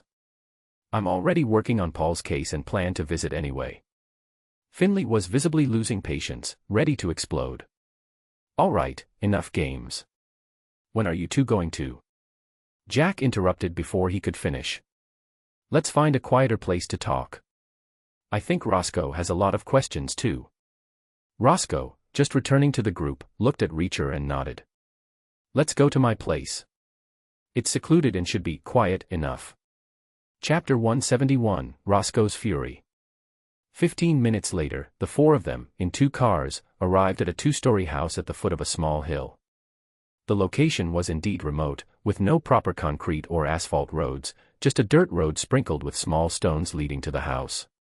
After parking the cars, Roscoe led the group around the flower bed, onto the path leading to the front door, talking as they walked. I'm going to get something to eat. Although I don't have much of an appetite, you two must be hungry. She wasn't referring to the seasoned Finley, but to Reacher and Jack, who had acted as if they were paying a normal visit to someone's house at the crime scene earlier. Jack suddenly stopped, nodded, and spoke. Roscoe, I don't think your house is as remote as it seems, at least not quiet enough. The other 3 were taken aback and looked at the house in front of them. The wooden door was ajar, with signs of forced entry at the lock, but the distance made it difficult for anyone but the keen-sensed Jack to notice this anomaly right away. Jack squatted down and pulled a Glock from an ankle holster, tossing it to Reacher, who caught it with ease, while he drew his FK 7.5. Roscoe and Finley instinctively took out their own guns. As she pulled out her gun, Roscoe glanced at Finley. Seeing that he wasn't surprised at all that Jack was armed, she remained silent and followed him into the house. Nobody here. Clear. After searching the house, they found it empty, with no signs of being ransacked, except for Roscoe's bedroom dresser, where a few intimate garments were scattered on the floor. A simple pervert or a crazy admirer of yours? Finley sighed, holstering his gun. I don't know. How could someone dare to follow me in this small town? Roscoe's face was dark with anger. No, it's the same group as at the Morrison house. Reacher's eyes were fixed on the carpet at the entrance, where there were distinct muddy footprints. Jack nodded. They walked right over the flower bed, tracking in mud. The footprints are consistent with those at the Morrison house, with no tread pattern, just like the rubber shoe covers. I'd bet if we did a microtrace analysis, we'd find the Morrisons' blood inside. Are they planning to kill me too? Roscoe turned to Jack. I'm more inclined to believe that one of them planned to come back and relax after the fact. From the footprints, only one person went into the bedroom, while the others stayed in the living room. Of course, killing you afterward isn't out of the question. Jack analyzed seriously, almost like Sherlock Holmes with a pipe missing. Roscoe looked disgusted by the scenario Jack described, turned to close the door, but revealed 3 letters carved on the back of it, "See you soon." It looks like they plan to come back. She paced restlessly in the living room. Reacher tried to comfort her. I know you're very scared. Unexpectedly, she was interrupted. Scared? The delicate policewoman walked up to him, looking up at him, like an angry kitten baring its teeth at a dog twice its size. Do I look scared? I'm furious. Look into my eyes, do you see any fear? You arrogant giant. The FBI and CIA have both recruited me. My IQ score is 99%, and my psychological assessment is only 80%. Do you know why? This is why. They broke into my room, did disgusting things, thinking it would scare me. This is my home, renovated with my own savings, in this town founded by my family. They think I won't dare to move against them. Reacher stood still, seemingly stunned by her fiery outburst. Finley widened his eyes, seemingly unable to believe that this usually silent little policewoman under his command had such a fiery temper. What are you looking at? If it weren't for you taking my position, I would be the only detective in this town. Roscoe's not-so-prominent chest heaved with anger, and no one dared to speak for a moment. Bang! The sound of the refrigerator closing broke the tense silence. Jack, who had already opened the fridge to find food, shut the door. Roscoe, are you on a diet? There's not even a pack of bacon in here. Seeing the three of them turn their eyes to him, he held a carton of eggs and looked surprised. Weren't we supposed to get something to eat? I only had a sandwich this morning, I'm starving. You mean Morrison was in cahoots with the people controlling Paul Herborg? Half an hour later, in Roscoe's backyard, the four sat around a small table. Finley widened his eyes again. Otherwise, is this a huge coincidence? The situation at Morrison's death scene matches what Paul Herborg described to us in prison. He said if he got into trouble, those controlling him would torment him this way. Reacher's analysis was logical. Then why didn't you two tell me anything before? And now you are. Finley felt hurt. Jack smiled, because you are still alive. Finley. Reacher continued, I guess the mastermind's goal was to have Morrison frame me for that murder case, but because Roscoe got the long-distance bus company's video, I was acquitted, so they thought Morrison messed up. And although you seem to want to force me to help you solve the case, you also forcibly sent me to jail, so I trusted Roscoe but not you. Plus, you hid something. A black cop with 20 years of pension suddenly leaves Boston to work in a remote, racist southern town. Very suspicious. Finley was silent for a long time, then smiled bitterly. When Sharon was sick, I was taking care of her while still busy with work. I promised her she would get better, but she didn't make it. I came here not for other reasons, just to punish myself. The group fell silent. After a while, Reacher apologized. I'm sorry, I thought. Finley waved his hand, forgiving him. At least now we know who to trust, which is a good thing. Before he finished speaking, his phone rang, followed by Roscoe's, and then Jack's. Jack held up a finger, signaling everyone to answer their calls. The calls were brief, and they soon hung up. Mayor Tyler has appointed himself as the acting police chief. Tyler has called an emergency town council meeting in an hour, at the church. Roscoe and Finley received the same message. Jack's call was from Hannah, notifying him that someone had woken up Chapter 172, Hidden Compartment. The group exchanged looks, but Reacher's tone lightened as she spoke to Finley. Since the mastermind previously controlled Morrison, they would only let their own people take the position of chief. Theoretically, you as the detective should succeed, but clearly, you're not with them. Tyler is. Thank you. Your trust means more to me than anything, Finley nodded, his tone a mix of sarcasm and self-mockery, which brought a faint, almost imperceptible smile to Reacher's lips. It seemed their little conflict had come to an end. I need to call my friends at the FBI. We can't let these guys control the investigation, Finley said, reaching for his phone, but Jack stopped him. Have you forgotten why I'm here? Jack then introduced himself to Roscoe, the only one unaware of his true identity, and recounted Hannah's family's ordeal over 10 years ago, including the Kleiner family's attempt to use gang connections to target Zoe. They even tried to go after our police chief. So, you should understand now how ruthless the Kleiner Foundation is. Wait, you're really only 22. You were just a patrol officer with the LAPD for less than a year before being recruited by the FBI. Roscoe asked incredulously. She had long suspected Jack's identity, especially after seeing him at the gruesome crime scene, unfazed like Reacher. But hearing his background, she still found it hard to believe, not just because of his resume, but also his age. That's not the point, Jack modestly waved it off, meeting the eyes of each of them as he began his story from the beginning. After the congressman behind the Kleiner Foundation fell, we decided to act. A week ago, my two friends arrived here ahead of me. After rescuing a suspected federal agent, I arrived at the scene and erased evidence of their presence. Finley's face darkened upon hearing this. Though he'd been slapped in the face several times today, learning that his initial investigation path had been misled was infuriating.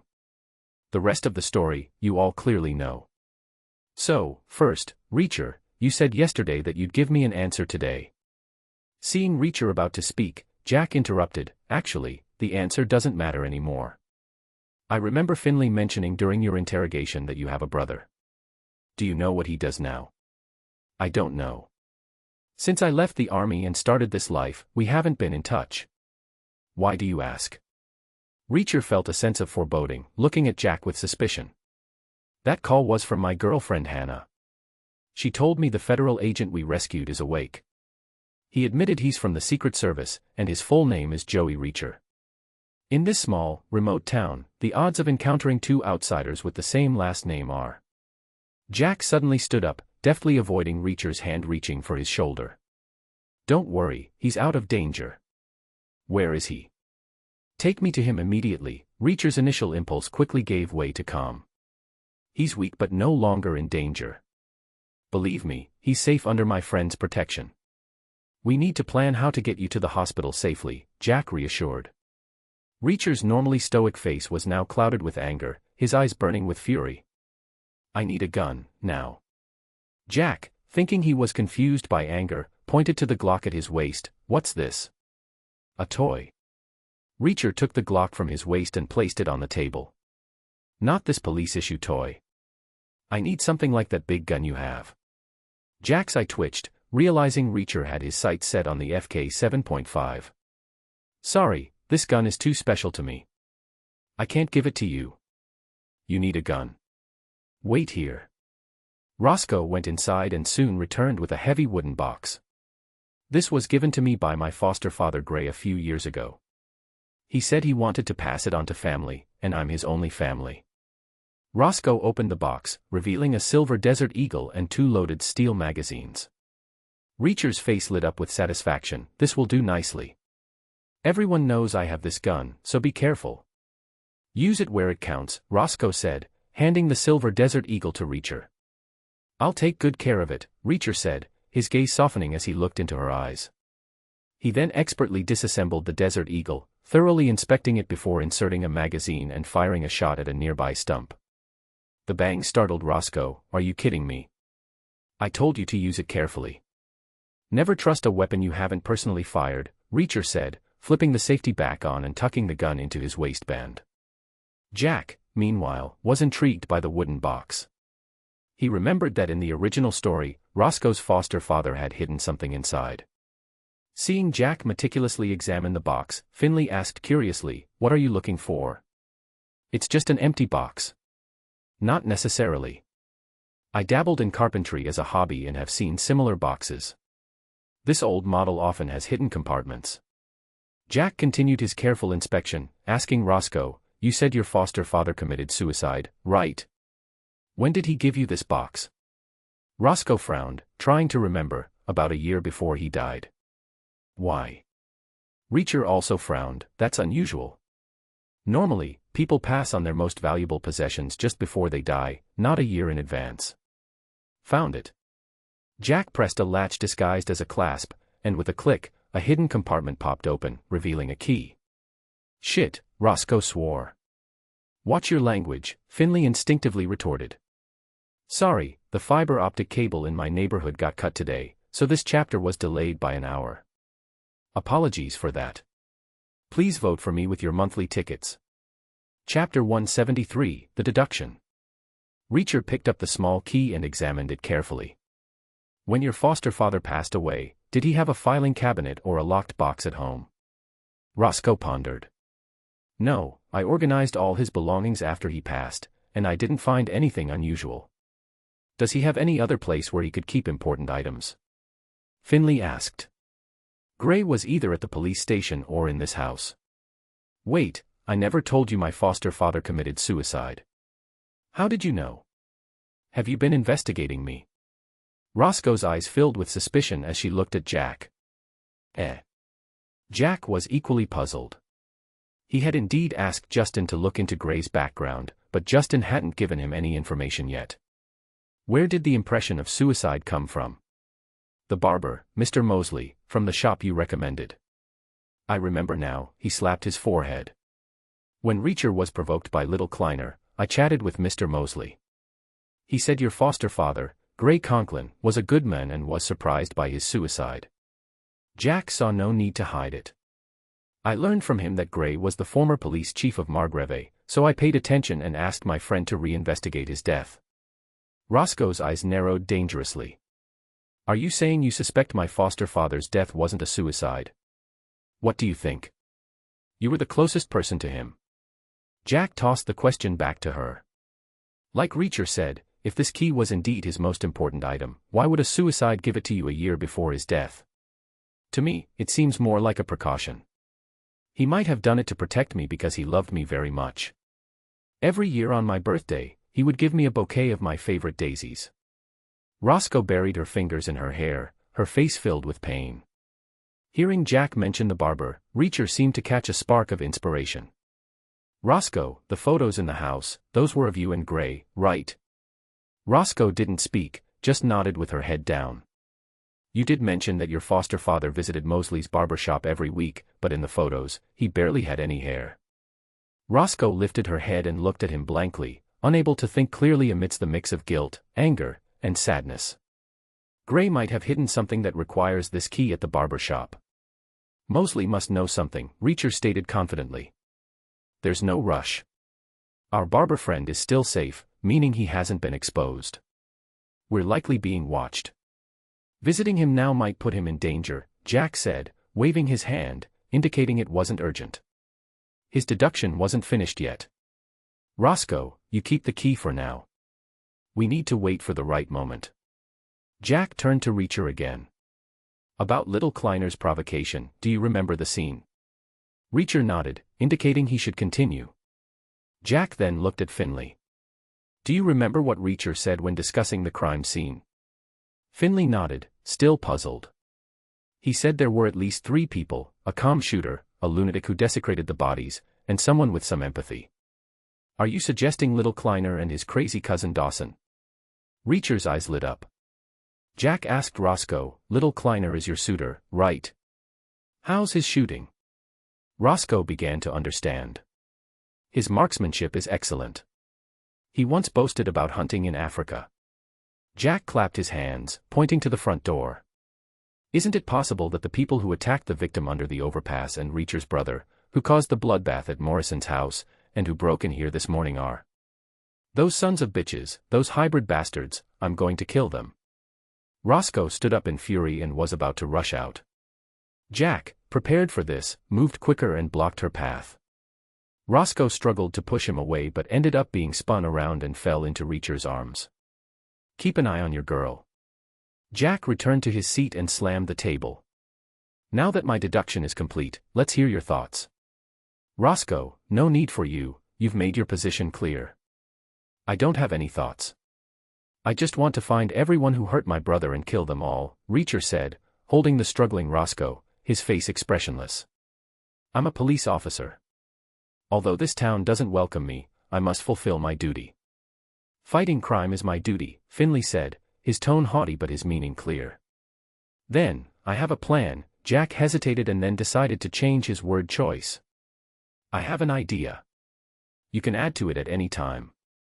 First, we need to confirm if the Kleiner family is indeed behind all this. We don't necessarily need evidence to take them to court, but so far, everything is just my and Reacher's deduction.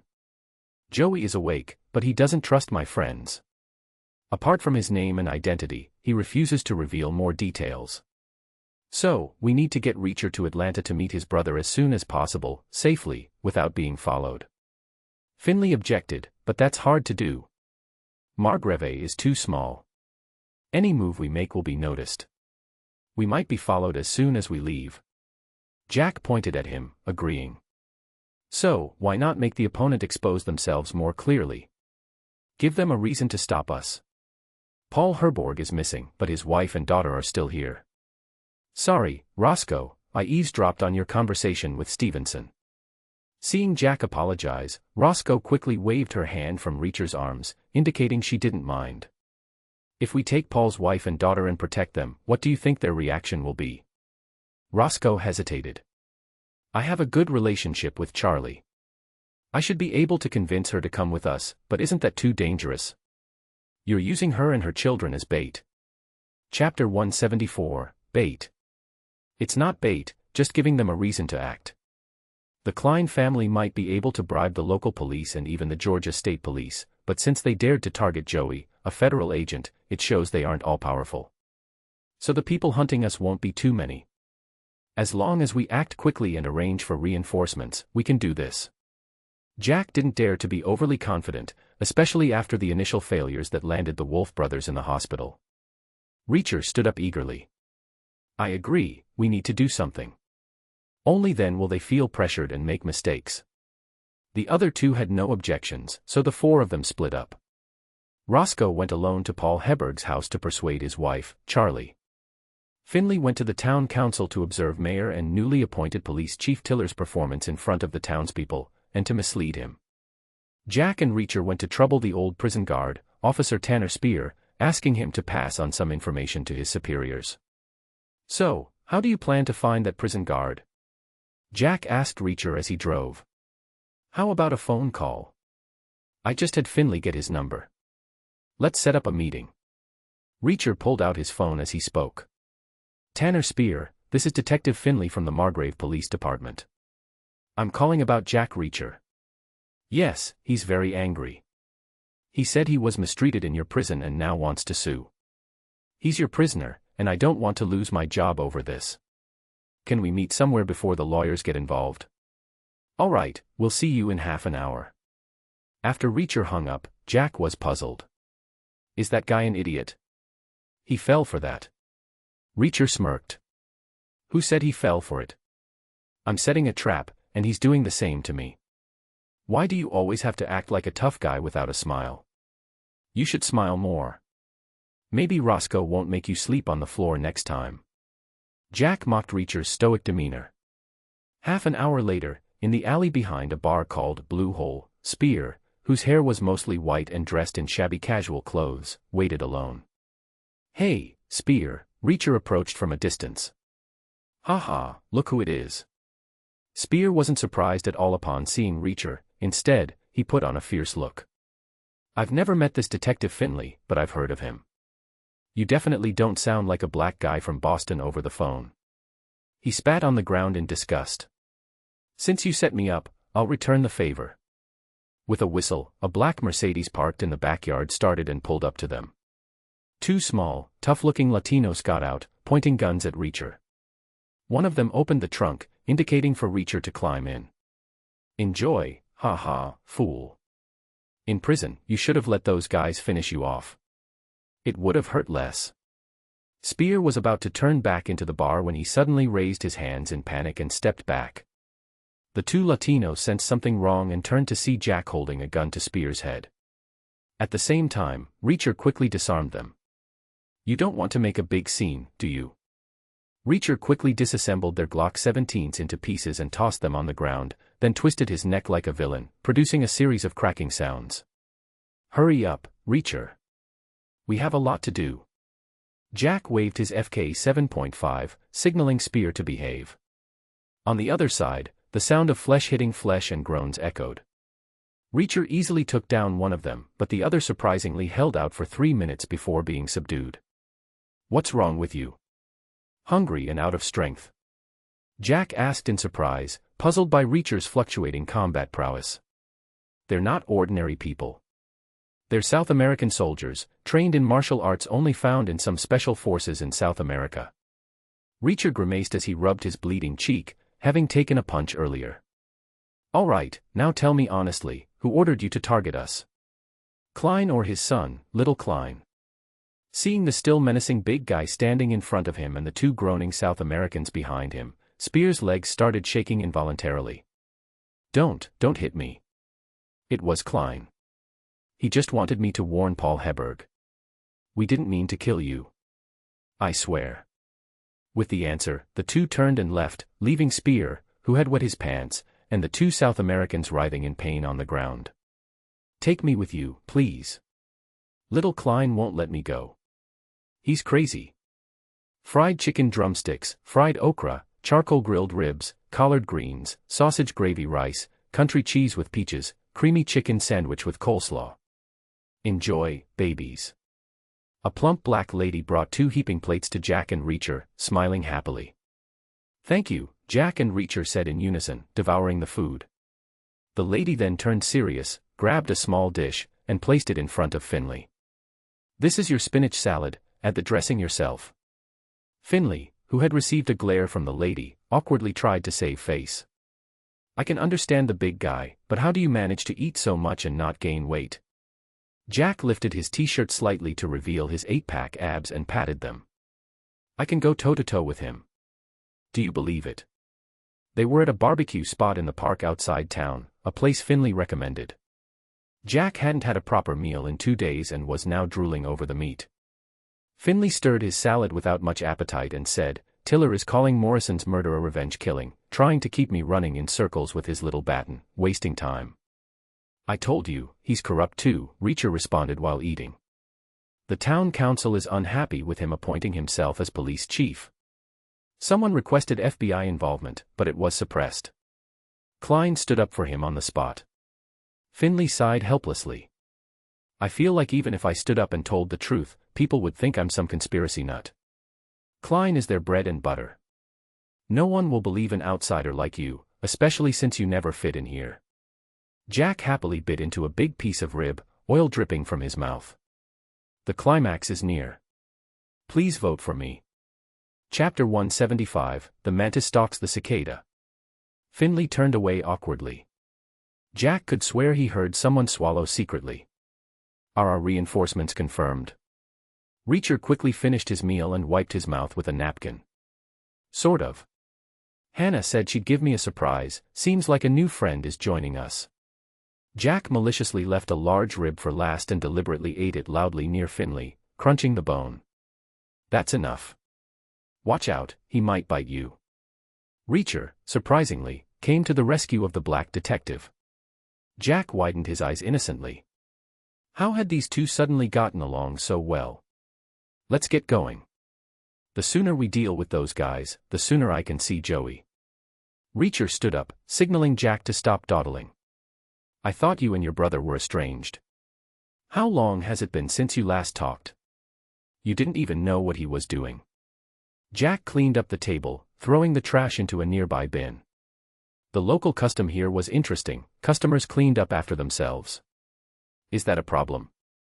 I used to be in the military, checking in daily and showing up on time.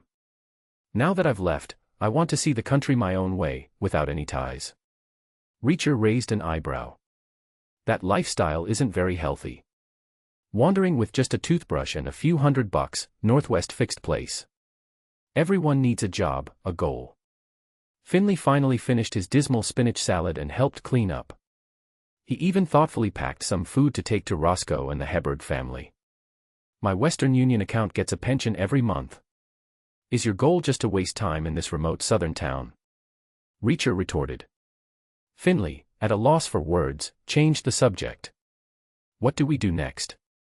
Head straight to Paul Hebard's house. Seems like no one's tailing us now. They're tailing us, not you. We're going to stroll around town and let them follow us. You should head back to the station.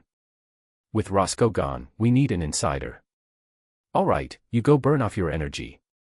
I'll go be Tiller's lapdog and get run in circles. Finley deflated, looking listless. Don't be like that. You have plenty to do, Jack consoled him. The body under the overpass should be identified by now. You need to visit the morgue for the details. Also, you should vet your 2 deputies. You mean Baker and Stevenson? Is that necessary? Finley was puzzled. If they're both dirty cops, forget it. But if one's innocent, guess who Klein's people will target after suffering losses from us? I have a feeling little Klein killing your former Chief Morrison might not have been under his father's orders. It's too high profile, not like an old fox who's been running Margrave quietly for over a decade. Finley nodded in agreement.